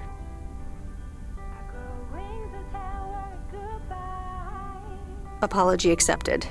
Let's move on. So, any idea what caused it? Business is slow. More than slow. I mean, the Flick Shack is in real trouble. That movie box kind of was my last-ditch marketing effort. Nothing's worked so far.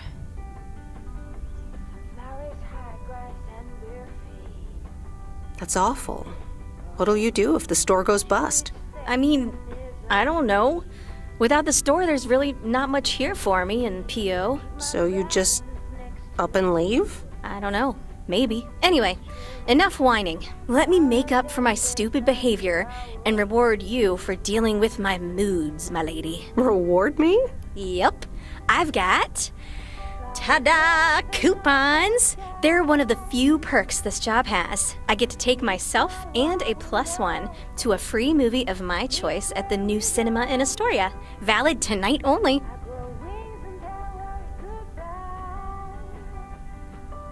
Thanks, but wouldn't you rather take someone else? Someone a bit more movie savvy? Well, you're in luck. I don't really know anyone else. So what'll it be, Missy? You in or you out?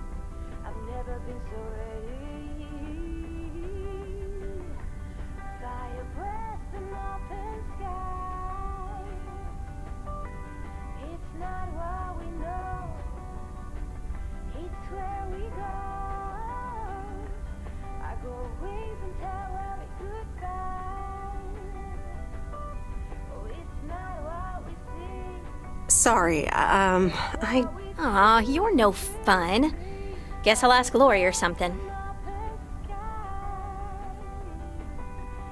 Great, she'll love it. Anyway, gotta get back to it.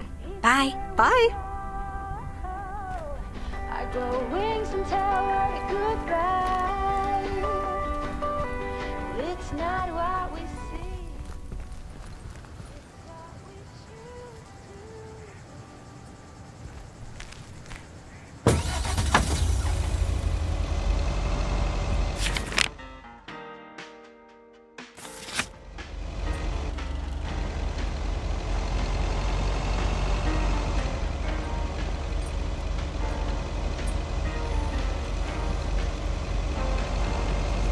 Open up the window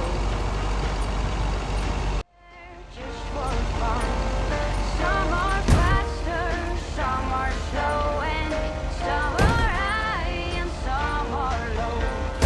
Dancing through the last days of September.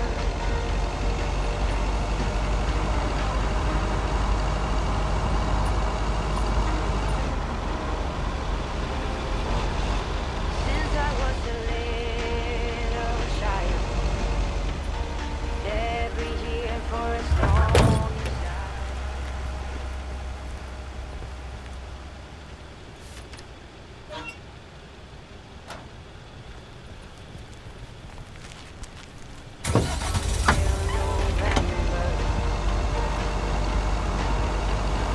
turn the world around us into gold.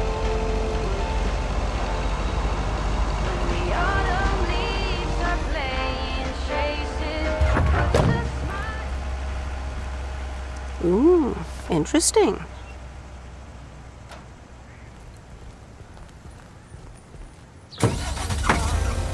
Some are faster, some are slow, and some are high and some are low. Dancing through the last days of September. I wonder where they go in the flight of swallows sailing through the sky.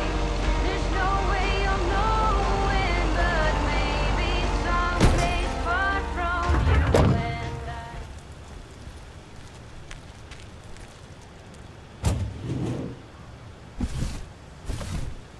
What on earth did these folks order?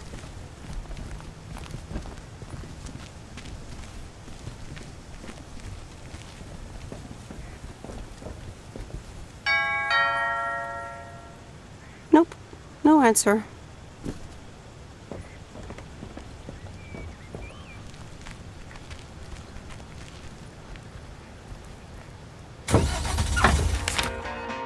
When the autumn leaves are playing chases, puts a smile upon my face. They leave their branches one by one and whirl around there just for fun. Some are faster,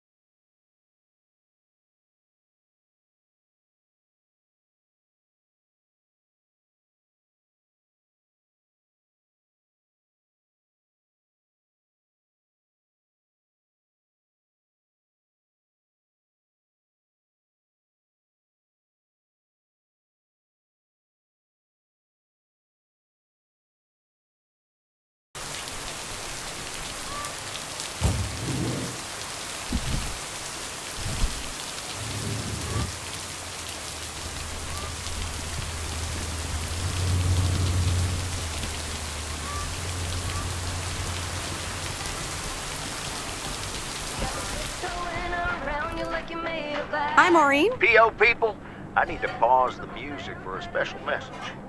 Hush, darling. I want to hear this. And so do you. It's from our own Robert Harris, who wants to keep Providence Oaks pretty. Don't flatter yourself, he's talking about the trees. Take it away, Robert. Dear people of Providence Oaks, I'm Robert Harris, and I oppose the plans for new apartments on Lakeview Drive. If you feel the same, let Town Hall know about it. Give them a call. Let's keep Providence Oaks pretty. Isn't that something? It could have been more juicy, I guess. But it does say exactly what he wants it to, which is rare for our Robert. Even though he does have his redeeming qualities, doesn't he just? I wonder how he came up with the idea, though.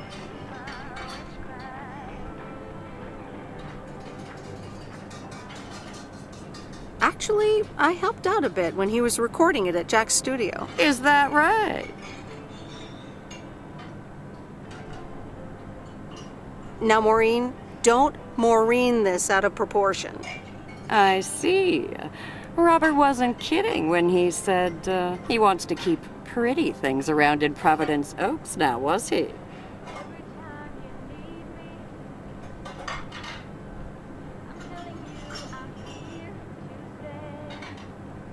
Nah, he just asked me to help him keep it pretty. Well, that's what I heard. Anyway, I actually wanted to talk to you about something else. What are you doing this Sunday evening, hon? Something tells me I'm about to find out. You know it. Listen here.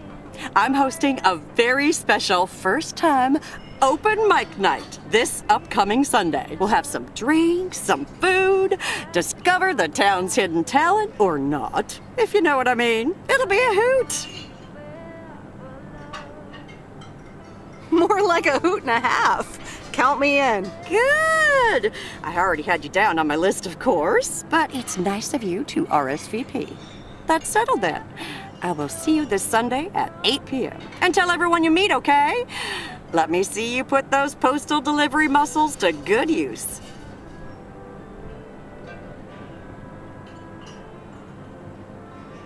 Why do I have the feeling I don't have a choice here? There you go. You're catching up. Now I have to go unpack some deliveries out back, but I will see you soon, darling. And don't forget about the open mic. I couldn't if I wanted to.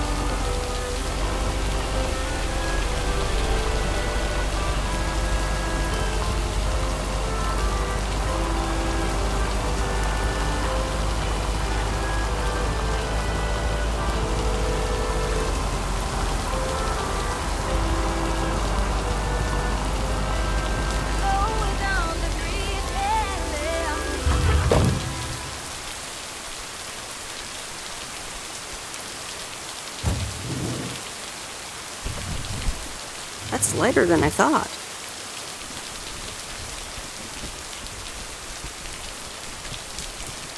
Mail carrier Meredith.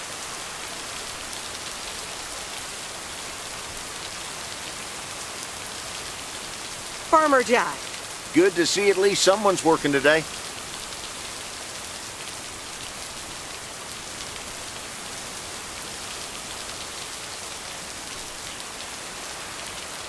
As opposed to you? Yep. Can't harvest taters with all this rain. Luckily, Frank's keeping me busy. You spoke to him? Yeah, just talked to him on the phone. He's mad as a wet hen. It's quite entertaining, actually. Thanks for dropping by, mail carrier Meredith. I gotta get back to it.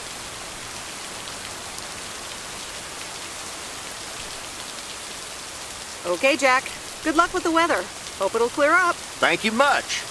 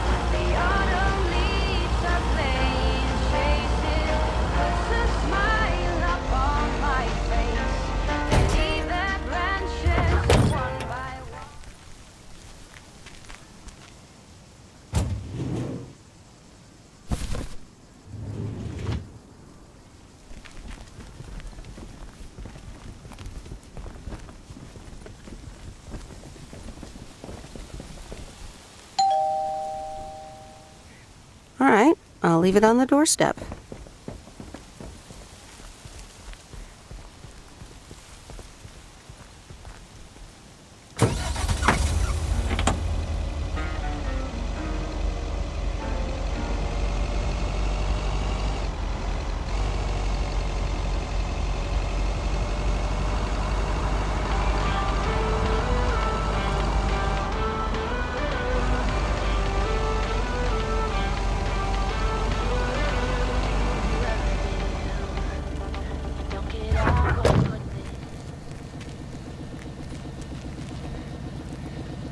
I'm calling it a day.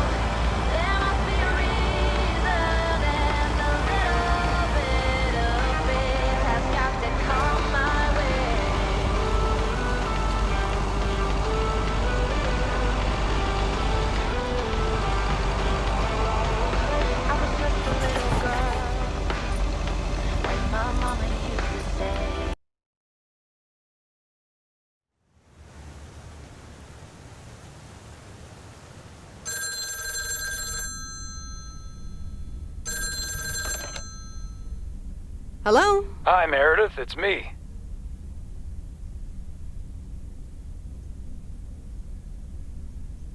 Thank you for calling Alcoholics Anonymous. How may I help you? Oh, please, Meredith. It's not that bad. You're just jealous. No, I'm fine. Had a few drinks here as well. Nice. It's good to hear that you're enjoying yourself. Why haven't you told her yet? Let me talk to her. Well, excuse me, Mrs. Weiss. Meredith, sorry to break it up. Your mom wants to talk to you. Meredith, I'm so excited. Your dad and I found this cottage this weekend near the beach. It's so pretty. Not too big, but who wants to be inside anyway?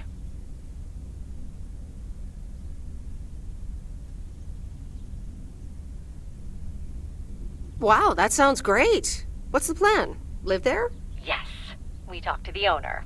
We can rent it for the time being, spend the winter here. And if we like it, we can buy it and settle down here for good.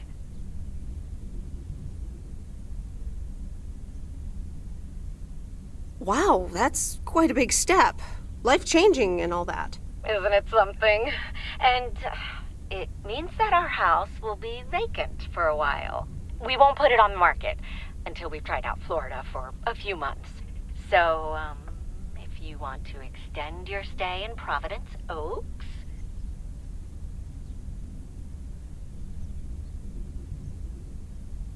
Are you serious? I'm pretty serious, yes. But it's a pretty big deal, so just think about it for now. Can I talk to her for a sec again? Yeah, here comes your dad again. Bye, dear. I'm going to get us something bubbly. Hey, Meredith. Just wanted to say that I'll call again at the end of this week. Have a great one. Okay. Bye, Dad.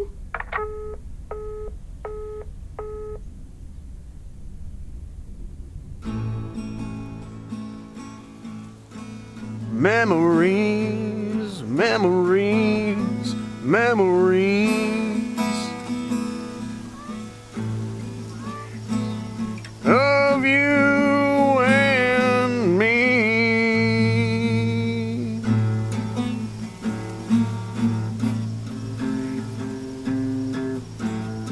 Memories.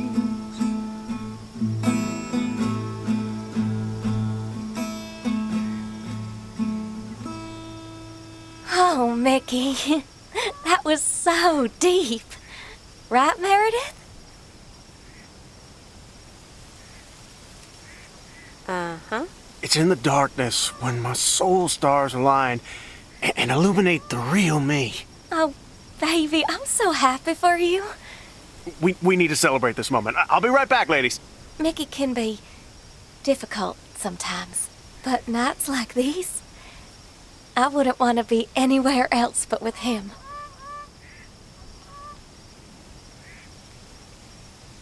And that's why you're following him all the way to Canada? It's also that he needs me. He would get into trouble without me. Is she interrogating you again, June? Oh, Mickey, be nice to sweet Meredith.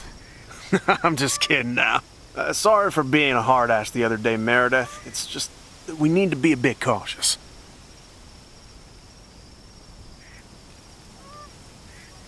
It's okay, Mickey.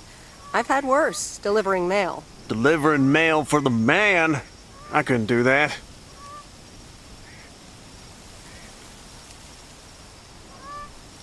So, you guys are sticking it to the man, eh? Hell yeah, can't stand the man. Anything with authority, in whatever shape or form it appears.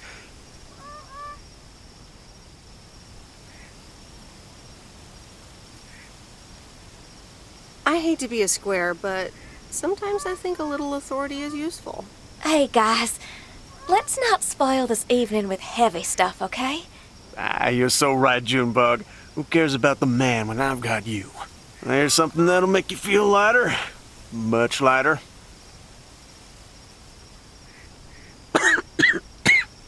Meredith! Sure. My turn. How about some booze? Sure. What do you have? Beer, wine, and whiskey.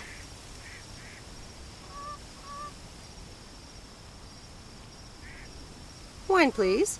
Gotcha. Be right back.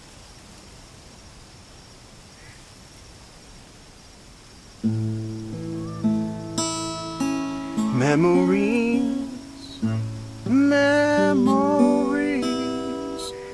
memories of you and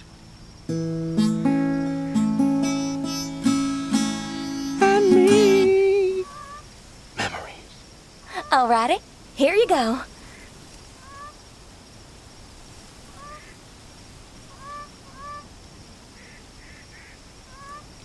So, are you guys on the run? What can I say? We've got a few unpaid parking tickets. Mickey had an argument with some cop, and then there's a bit of college and tax debt. Nothing major, so we're not really on the run. It's more like speed walking. I'm sure you'll have more peace in Canada. I hope you guys will be happy there. It's so exciting. Damien will pick us up with his Jeep tomorrow morning. We'll have a cozy hour under the blanket, swim across the border, and then we're good. Hey, I just realized we're abandoning the RV. You should totally have it. Mickey, can Meredith have the RV? That piece of junk? Knock yourself out.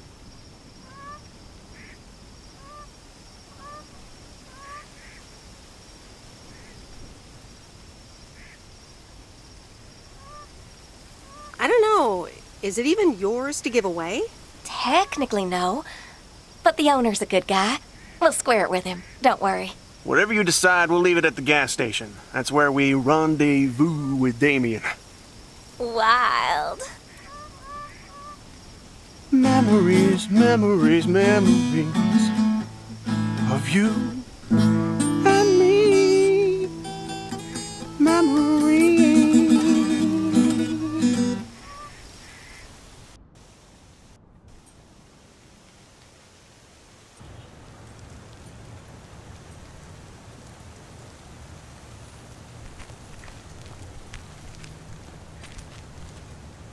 Top of the Thursday morning, P.O. We don't have any callers today, so I'll bring up one of my own pet peeves. P.O. positive or pet peeve? The idiotic plans for pedestrianization of Main Street. It's... well, don't get me started or I won't even have time for the weather. Speaking of, A few clouds early on, but they will be gone soon.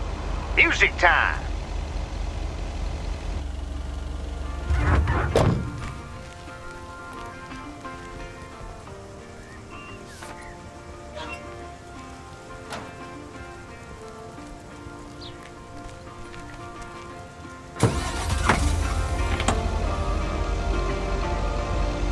All these busy people hurrying along.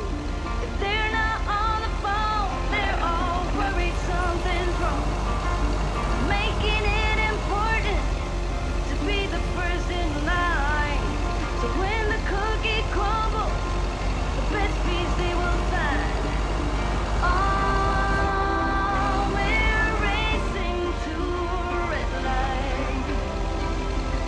It's right there before our eyes, somehow hidden in plain sight. We're all racing to a red light.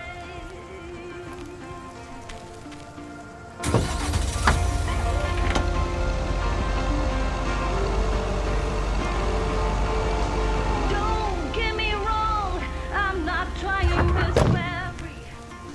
Just as bad as you, and sometimes worries you see. But all this crazy right, I'm looking for the breaks. Come join me in the search. I think that's what it takes.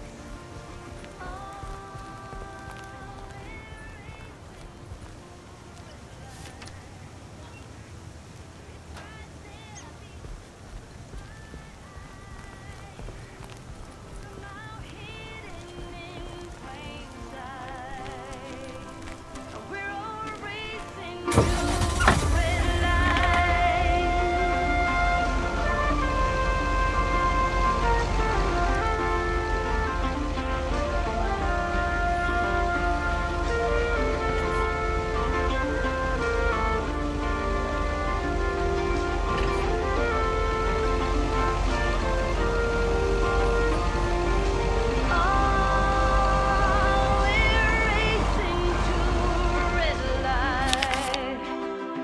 It's right there before our eyes, somehow hidden in plain sight.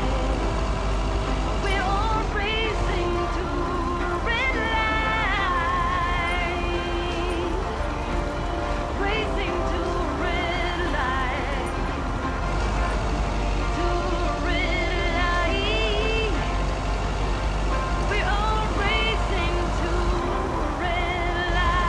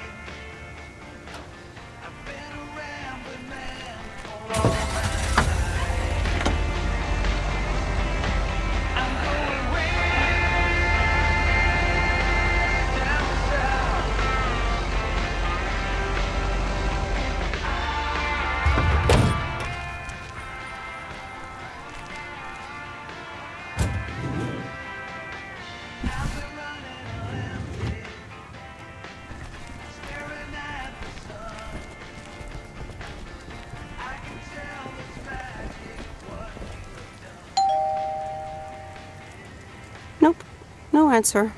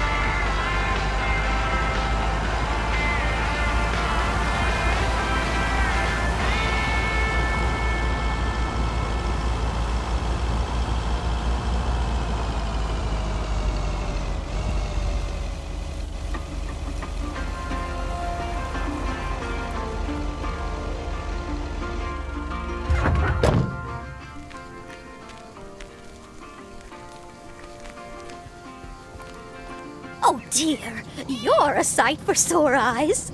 Oh, hi, Miss Mildred. How so?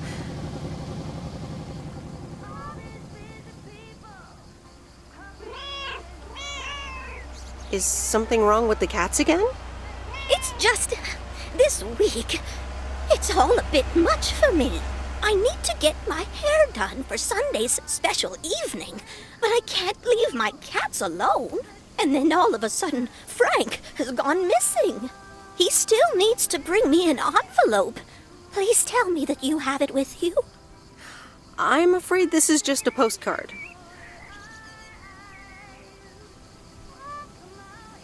But what do you mean he needs to bring you an envelope? Oh, don't be a nosy-posy, Meredith. Oh dear, he can't just have vanished into thin air, can he? Don't worry, I'm sure Frank will show up again. Oh, Frankie boy, always making me worry too much. And I need to cancel the hairdresser's appointment.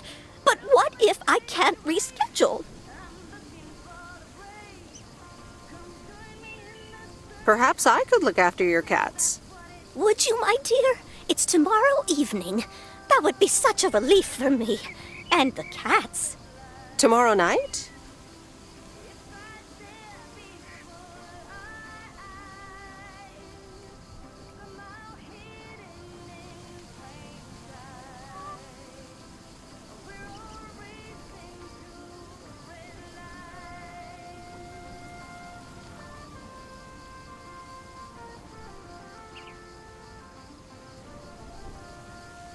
Sure, no trouble at all. Oh, thank you so much, dear. Just show up at 7 and eat as many cookies as you like.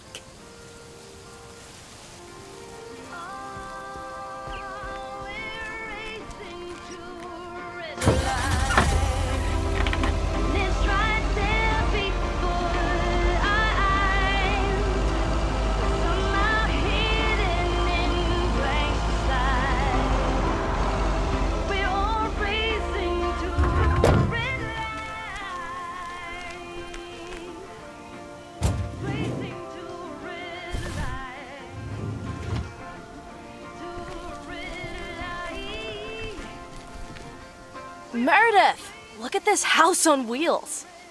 I have no idea where it came from, but it's absolutely rad. It was left here by Mickey and June, that young couple by the lake campground. Oh, really? And now what? They told me I could have it if I want.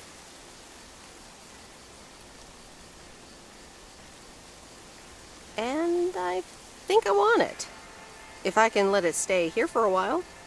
You can tinker on it too. You know I'd love tinkering, but it's going to need a lot of work. It can stay here for as long as you need. Good to hear, Lori. I can already hear the cogs in your head spinning at top speed. What are your plans? Well, if it's going to be here a while, I should give it a name first. Can't have such a beautiful vehicle and not give it a name. How about the sea turtle?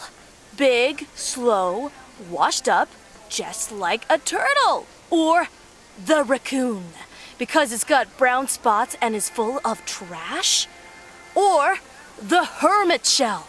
It had many owners over the years, just like the shell of a hermit crab. I like...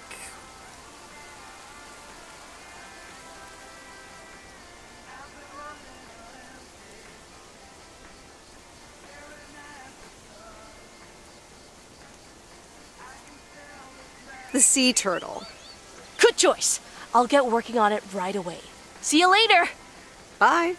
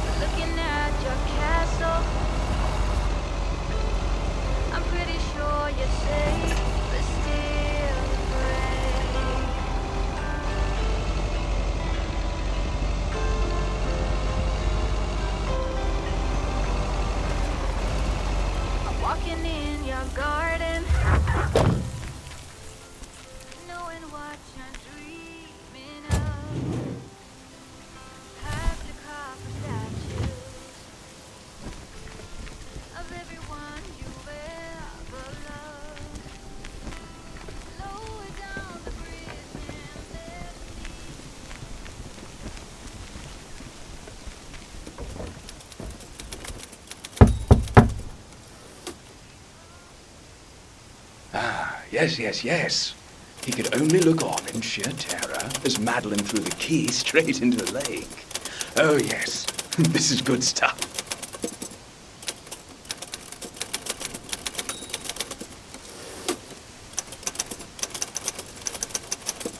Important delivery. Oh, for Christ's sakes, go away! If I've told you once, I've told you 1,000 times!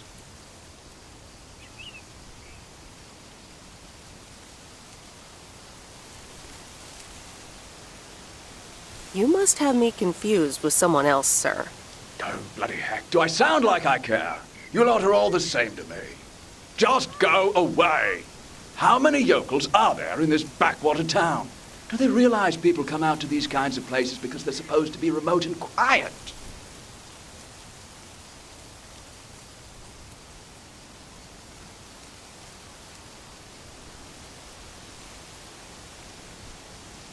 Do you know the Postal Service motto?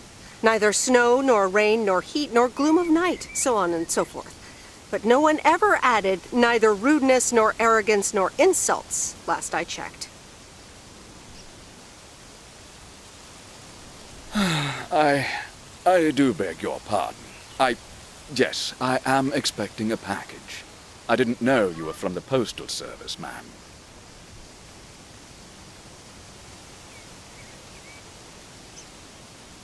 Should it even matter who I am? Shouting at random strangers is generally considered rude. All right, I'm sorry. It's just... I've been under a lot of pressure lately from my publisher, as well as my wife. I do appreciate your driving all the way up here, and Lord knows I'll be needing those ribbons. Just please leave them on the porch, and thank you. You're welcome, sir. All right. Now, where was I?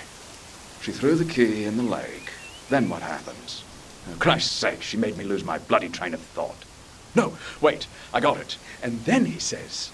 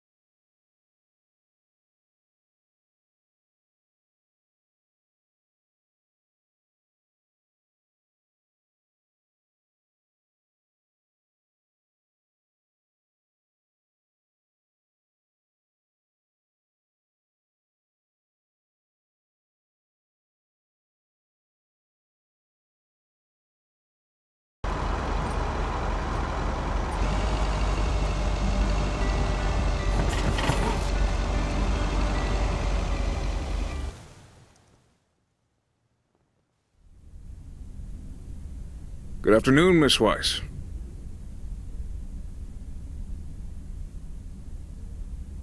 Well, Good afternoon, Mr. Morgan. I wanted to let you know that today was my last day here. Oh, really? Will Frank be coming back then? That's all I have to say. Good luck.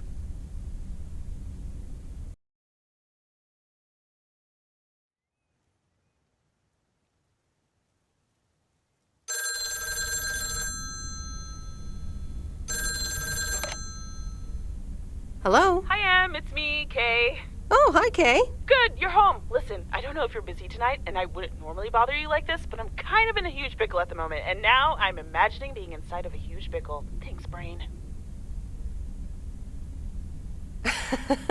Sure, what's up? Okay, so this is going to sound like I'm 16, but I have these tickets to a really big concert tonight for Barry and me, and it seems the babysitter has just bailed on me. Alright, so maybe the babysitter part doesn't sound like I'm 16, I hope. Anyway, it's Journey, so I'm like, I need to go tonight, and I got these tickets ages ago. And it's a long drive to Portland, so we'll probably be out all night, and I promise you I've called everyone and their brother. Besides, they're really good kids to watch tonight. Whoa. Can I get a shortcut to the question? Yeah, sorry. You're totally right. I'm blabbering on, aren't I? Okay, don't freak out. You got this. Alright, recap. Journey tonight, in Portland, got tickets, sitter bailed. So I guess you figured out by now that I'm awkwardly trying to ask if maybe you could do me a huge favor and watch Grace and Max tonight? Watch your kids? Yeah. Sorry to spring this on you like this, by the way. I tried to find you earlier, but you and your van are kind of hard to locate during the day. Listen, if you can't make it, don't feel bad. I mean, maybe I can try to get tickets for another time, you know? I'm sure there will be future tour dates in the area and stuff, and if not, I'm sure some other cool concert will come along soon. So I completely understand if you're tired or if you've got other stuff tonight. Kay, I'm sorry. It's been a long day. And I already had plans for tonight, and... No, that's fine. Thanks for hearing me out anyway. I'm sure there will be future tour dates, or I'll just drop the kids off at Bert's. He can take them fishing. Seriously, it's fine. Don't worry about it. I'll figure something out.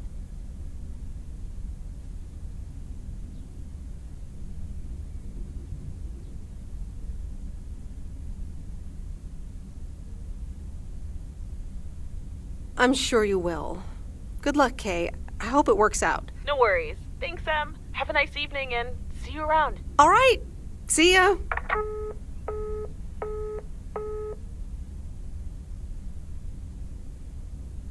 The Countess and the Carpenter. Chapter 5. Oh, to be outside for once, Cecilia sighed. Babbling brooks, the smell of pine trees, low grunting sounds of deer in the distance, and the quacking of ducks. Nature's peaceful splendor, and even the meow of a common house cat with a freshly caught duckling. Wait, a duckling? Let go of it! Come here! Don't run away from me, you little devil!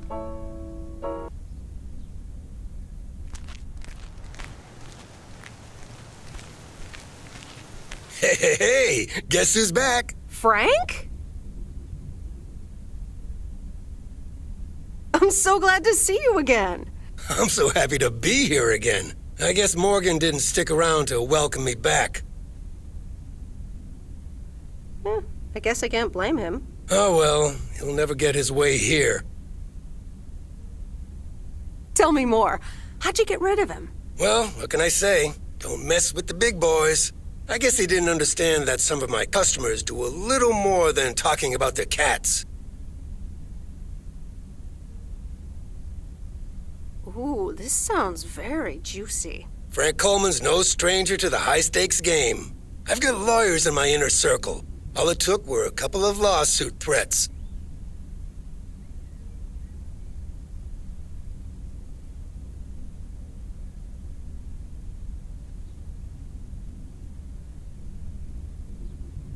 But Frank, isn't this all just really wrong? Nah, Meredith. It's just a bit of harmless fun.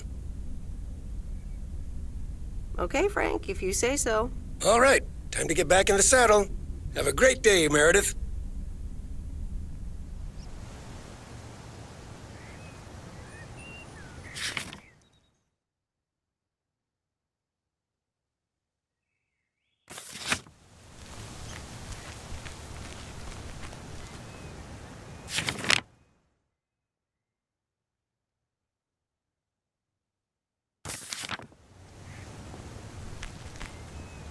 A very good morning, Providence Oaks. P.O. positive? Or pet peeve? I wonder what it'll be today. Actually, no. Nancy, the floor is yours. Yeah, Jack, I've got a pet peeve. Why do people start fake coughing when I'm smoking in my store? If you don't like it, just leave. Thank you much, Nancy. And, well, if you're asking, it's not like people have other places to go besides the smokehouse.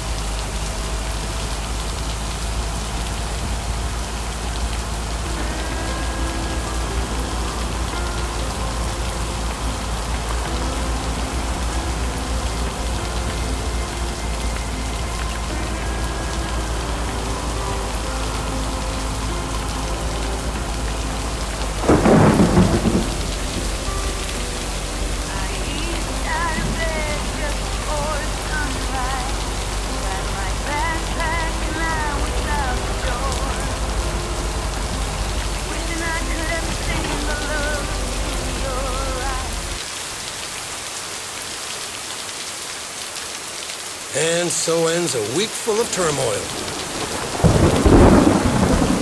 Are you happy it's over? Only the Angels hadn't lost to the White Sox. That would have made it perfect.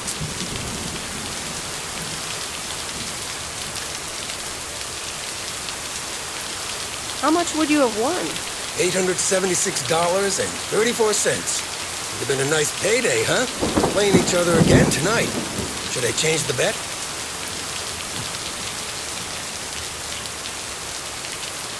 Nope, hold the line. Okay, let's see what happens.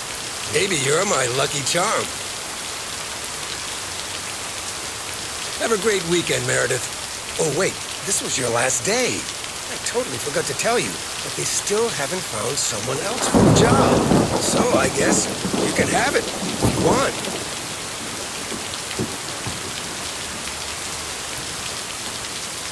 Are you serious? Of course, and it's a great job. You know what? Think about it and let me know Monday morning when you return your stuff. I gotta run now. Red Sox are playing the Yankees.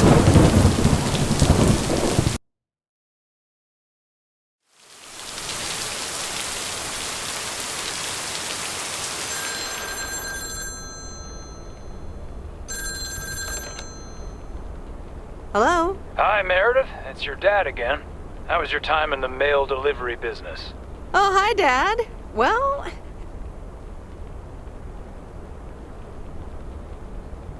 it was okay. A nice change of scenery.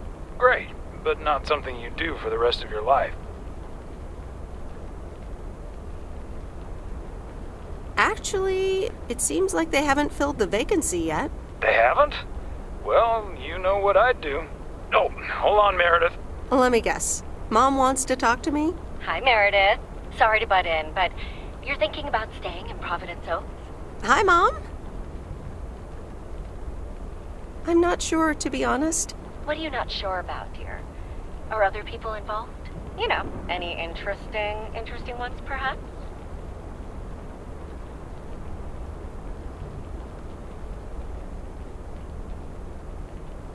Well, there are some interesting developments, yes. Oh, there are? But are they really interesting enough to give up your entire career? I really think you need to think long and hard on it. Oh, hold on. I have a suspicion Dad wants to talk to me. Meredith, I just wanted to say, you need to clean the lint filter on the dryer every once in a while. If you never do that, it could burn the house down. No problem, Dad. I'll make sure to do that. Great, thanks. I sometimes suddenly worry about things like that in the middle of the night. And it's not about the dryer, of course. I want you to be safe. And I'm sure you'll be okay. I'll tell the dryer that he's on your mind. Thanks. And could you also pet him on his back every now and then? He likes that. Oh, running out of coins, gotta go. Bye, Em. Take care.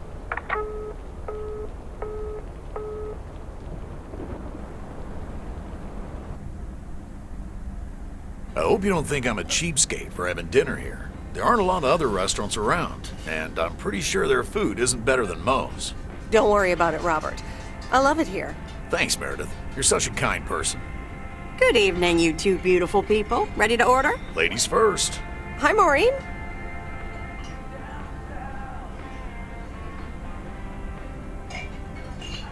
It's hard to pass up a juicy T-bone steak. Excellent choice, Meredith. And what would you like to wash it down with?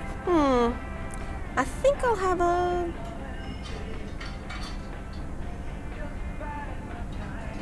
glass of wine. Gotcha. Robert? The usual for me, Maureen. All right, Robert. T-bone steak and a beer. Doesn't get any more lumberjack than that. Be right back, folks. Ashley, get the steaks out! Maureen's the best. Did you hear about the open mic night she's organizing? Yeah, she only told me about it a dozen times. I wish I could go, especially since I heard that Jack's gonna do a thing. Jack? What's he gonna do?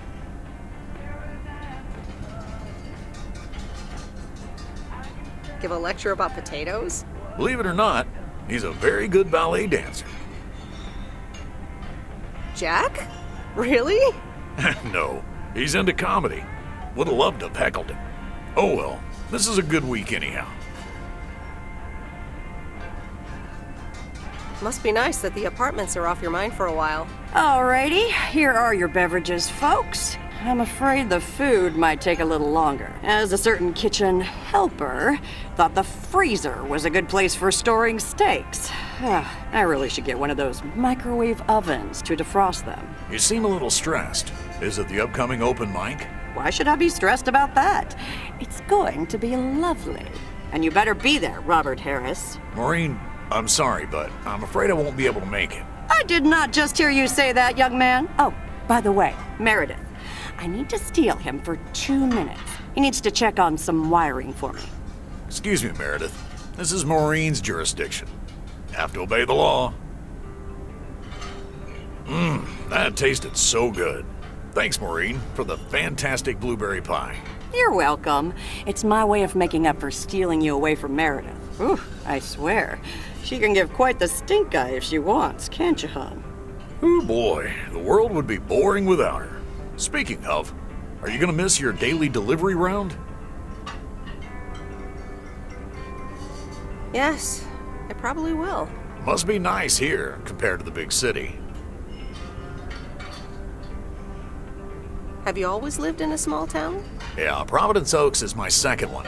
After my divorce, I had to move away from the first one. Everything and everyone reminded me of her. And how are you now? Have you gotten over it? But maybe I shouldn't bother you with the innermost feelings of a lumberjack.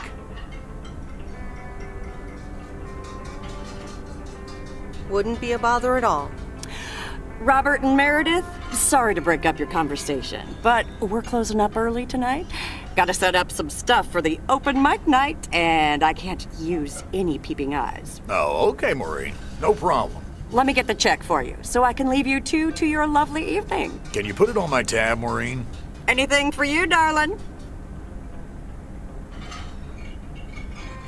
Do you mind if I pay? Or at least for half of it?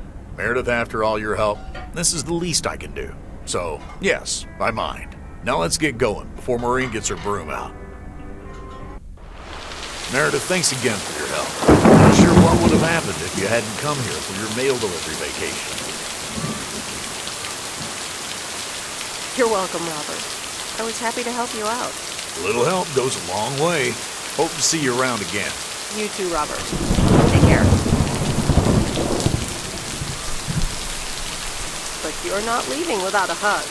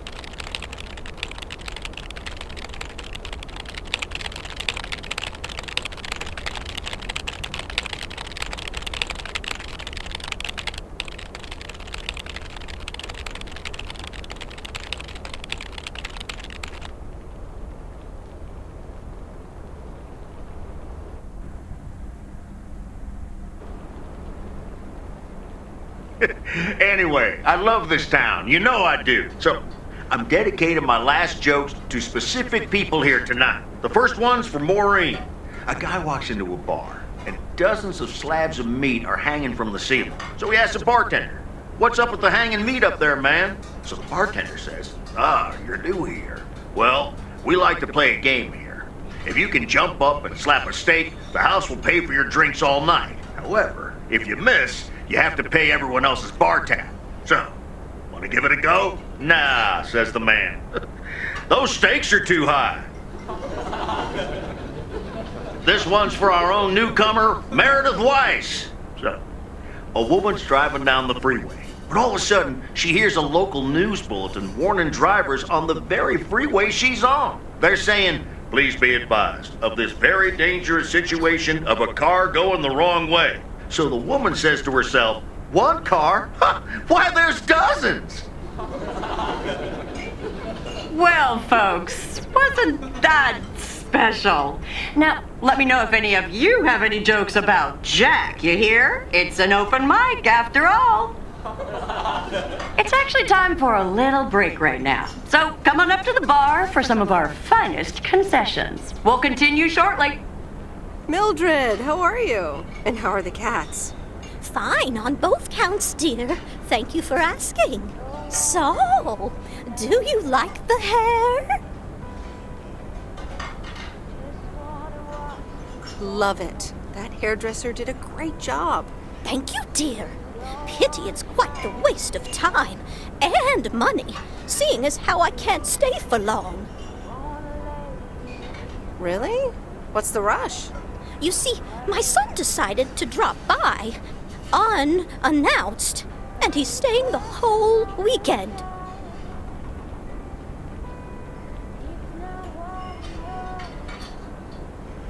Oh, that's wonderful news. Mm-hmm. All right, well, anyway, take care, dear. Now, where did he park the car? Yes, it's me, Matt Kearney, in an egg brace. Real funny, huh? I must admit, it's at least a little funny. What happened? Well, I was about to send the final boss, the afterlife, but then the computer crashed. I kicked my foot out in anger and fell from my chair, and now I'm here looking like a loser. Aw, poor you. I hope you'll be okay again soon. I hope so. I can't even use my computer right now. Guess who? Jeffrey Beaumont? Aw, now I'm going to be a disappointment. It's just me.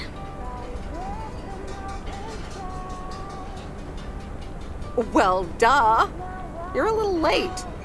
So, what have I missed?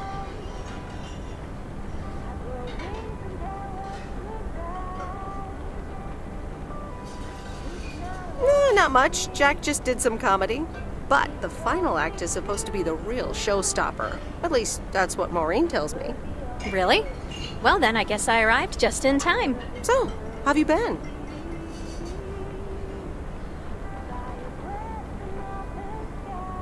Busy packing, I guess. Super busy. Again, I'm sorry I didn't have more time to... Hey, Meredith. Hey, Angie. Sorry to pop in like this, but I just wanted to inform you I fixed everything on the RV. She's got a new radio, I replaced some wiring, adjusted windshield wiper speed. The sea turtle is ready to go! That's great, Lori. Thanks. I'm sure she's just like new. Well, I wouldn't say that, but you'll see. Gotta go later. An RV? You never told me you had an RV. Well, it's kind of a recent development. You know Mickey and June? The hippie couple? Sure do. They told me it was mine if I wanted it. And I did. Then Lori gave it a checkup. And now I am the proud owner of this sea turtle. Wow, good for you. I'd love a free RV.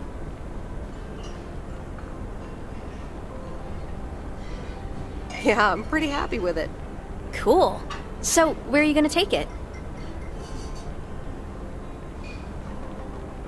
Not sure. Might stay here for the time being. Aw, you should definitely take it for a spin, babe. A free spirit, the way Mickey and June intended. What if I come with you?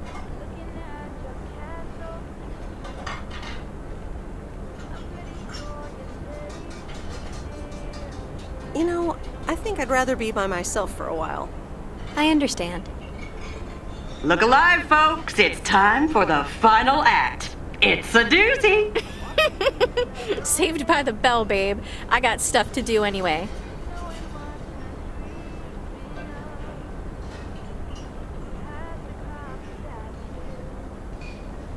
Okay, I'll let you know.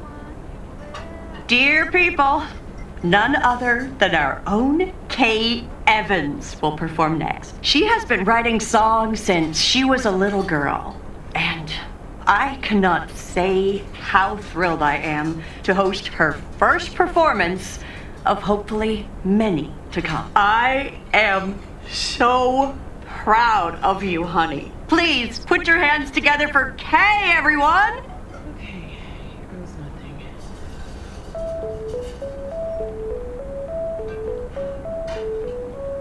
And on and on and on and on. I pull up to a crossroads. I could drive on or go left, go right. Suddenly these choices make me smile. What if I just enjoy the ride? Life's a game of chance. For every break you get, you leave another one behind. Just as long as you keep trying, you will get there.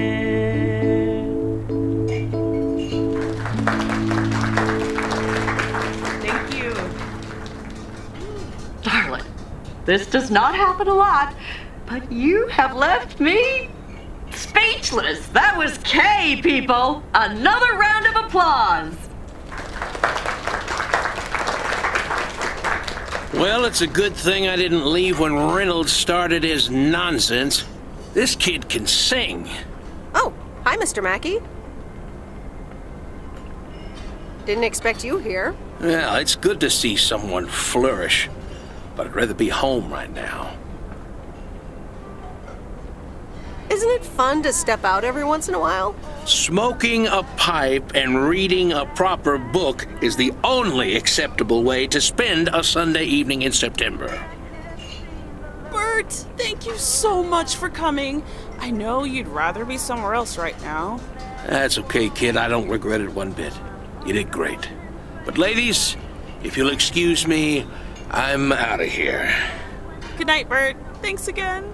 And now for an announcement. I'm serious, so hush now. Now, you all know that Kay has been working here at the diner for quite a while now. In fact, she was my anchor after Stan left us. And I think the time has come to formally announce right here that I will put your name above the door of this place, honey, where it belongs. Kay's Place.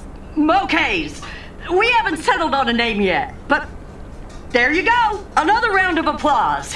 And have some drinks with us.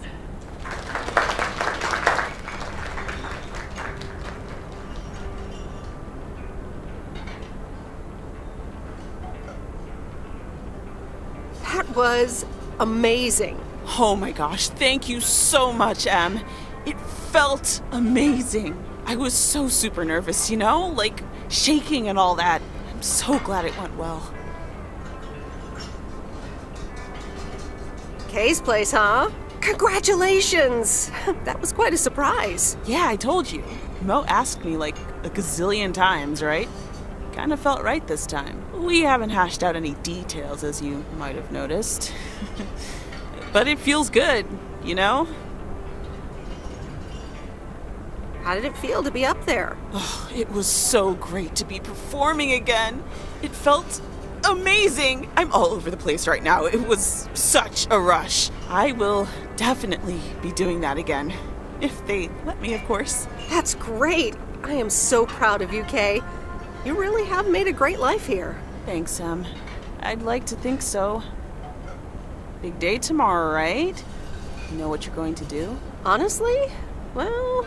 Wait, I'm not good at this stuff, so I just want to say it was good to have you back these past weeks, Em. Really good. You just do what you feel you have to do. I'm just glad we reconnected. Promise you'll keep in touch, whatever the outcome, yeah? Of course. And remember, time marches on. See you, Kay. Thanks. For everything.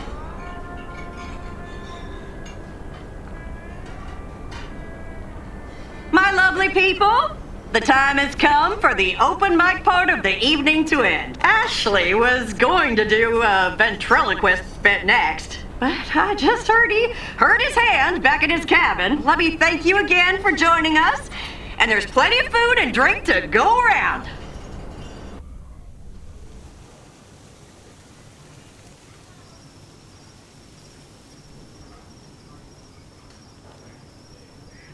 I sure do hope they're keeping things proper in there while I'm taking a breather. So, you had fun? It was great. Kay was amazing. You said it. Oh, that girl is so talented. Oh, I'd give my big toe to be able to do what she does behind a keyboard. Oh, sheesh. I'm still thinking about your news about handing over the diner. Kay's place, huh? That was quite the bombshell. That's my style. I've mentioned it to Kay, yes, many times since Stan died. She probably thought I was joking half the time, honestly. I just want to give her the option. It's hers whenever she wants it. And if she doesn't, that's fine too. Seems like a bold choice to announce it to the town like that, though. Ha! You know me, hon. At least all the options are out in the open now, right? So what's next for you, now that you're handing over the reins? Well, to be honest, I'll probably stick around the diner for now, help out, and maybe I'll try my hand at something different on the side, you know? Maybe fix up some of those cabins in the woods, rent them out. Never too old to find something new to do. That sounds like a great idea. Doesn't it just? How did things end up with Kay? You could tell me to mind my own, of course. It's just that girl is like a daughter to me. We talked, yeah. We really reconnected, and I'm happy we did. Listen, you're two grown women, and if that's the choice you two ended up on, I can only respect that. Speaking of choices, you've got a big day in the morning, don't you? Know what you're gonna do yet? Stick around? Move back?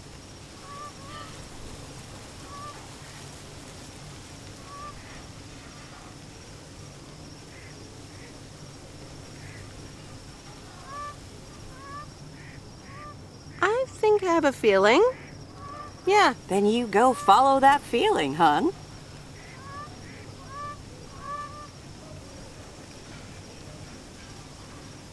Thanks, Maureen. I best get back inside. You take care now, Meredith Wise. Take care, Maureen.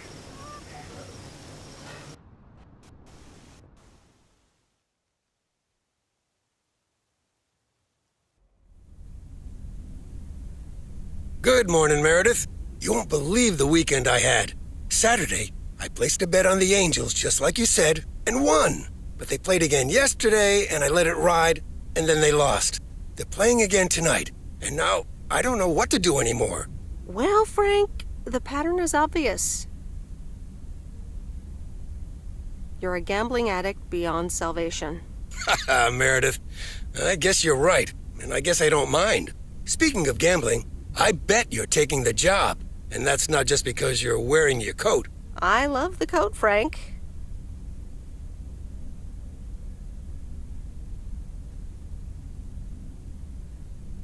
But no, I'm taking it off.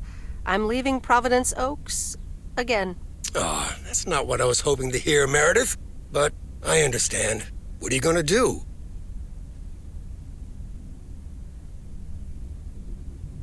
Back to my home, my job, and my life in the big city. So I guess you're going back to the future, eh? Computers, living in the fast lane. Can't say that I envy you. Although it must be nice to live close to a major ballpark. Do you need a ride to the airport? Yes, please. I'd love to take one last look over the lake. All right, go grab your stuff and let's go.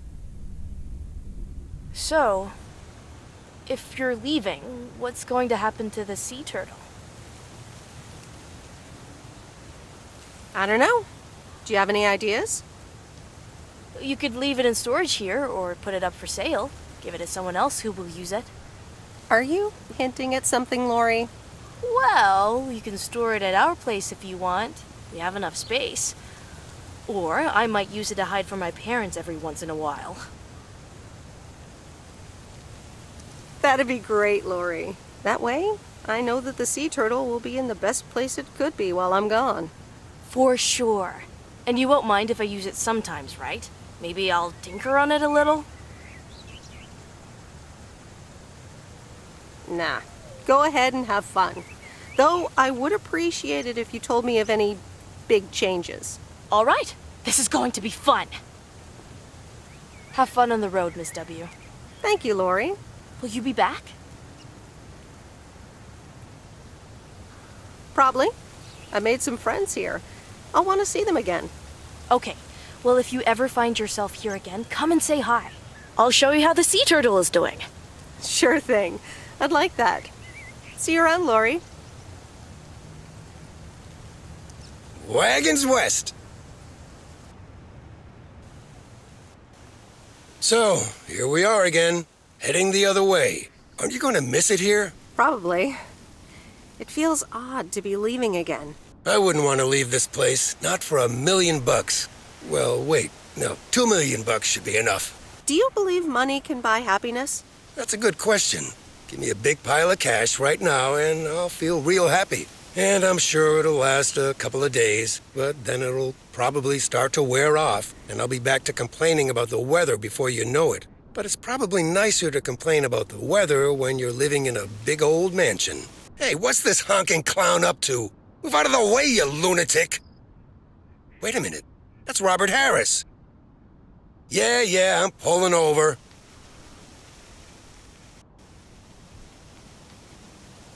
Sorry about that, Frank. Hope it didn't scare you. That's okay, Robert. I'm a road rage veteran. But, what's all this about? It's not about you, Frank. I need to talk to Meredith. Oh, okay. I'll go have a smoke. Hey, Meredith. This is gonna sound super awkward, and hopeless, and desperate, and probably a lot more things, but I don't want you to leave. I've decided a while ago that I'm done with stuff like this, but I guess it's not something you can decide. Stuff like this? Yeah, you know, I'm a man, you're a woman, I like you. A lot. I didn't want to give in to it. I've been through a rough breakup once, and I didn't want to risk ever feeling like that again.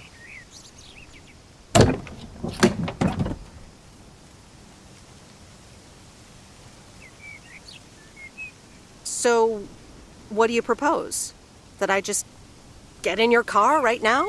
I wasn't gonna propose, but yeah, Meredith, I'd love that.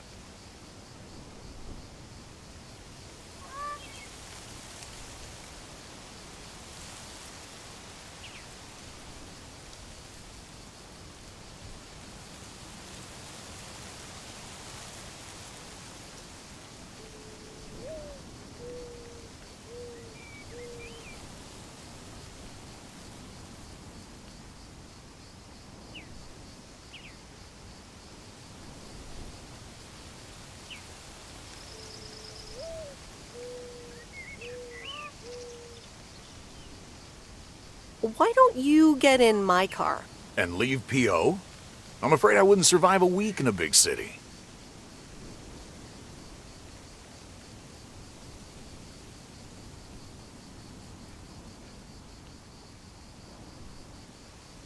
So you wouldn't leave P.O. for me, but expect me to stay for you? Do you want me to beg?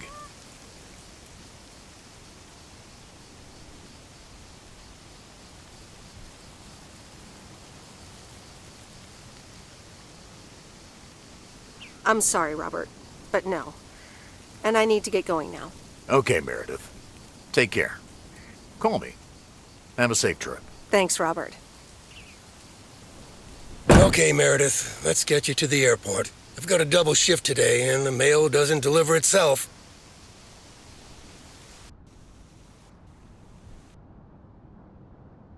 Sorry for butting in, folks, but I've got a special treat for y'all. I just updated my playlist. This new song is from our very own Kay Evans.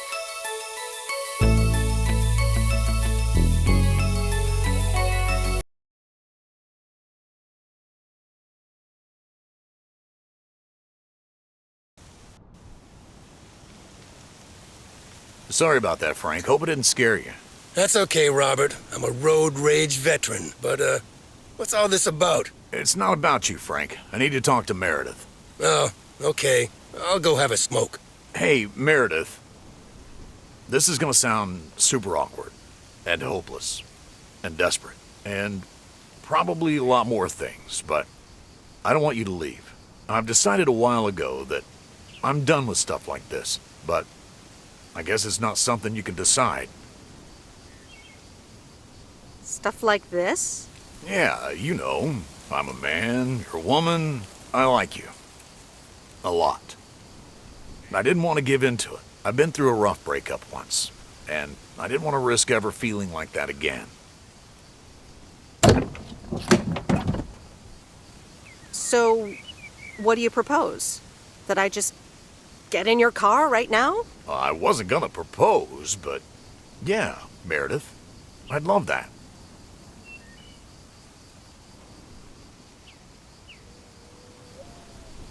Why don't you get in my car? And leave P.O.? I'm afraid I wouldn't survive a week in a big city.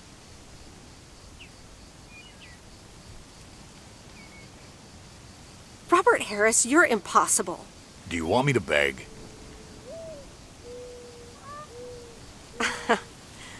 No, Robert. Just let me get in and drive us to Moe's.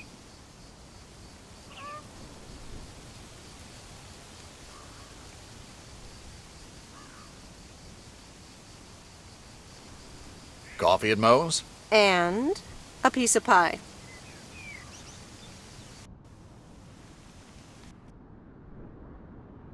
Sorry for butting in, folks, but I've got a special treat for y'all. I just updated my playlist. This new song is from our very own Kay Evans.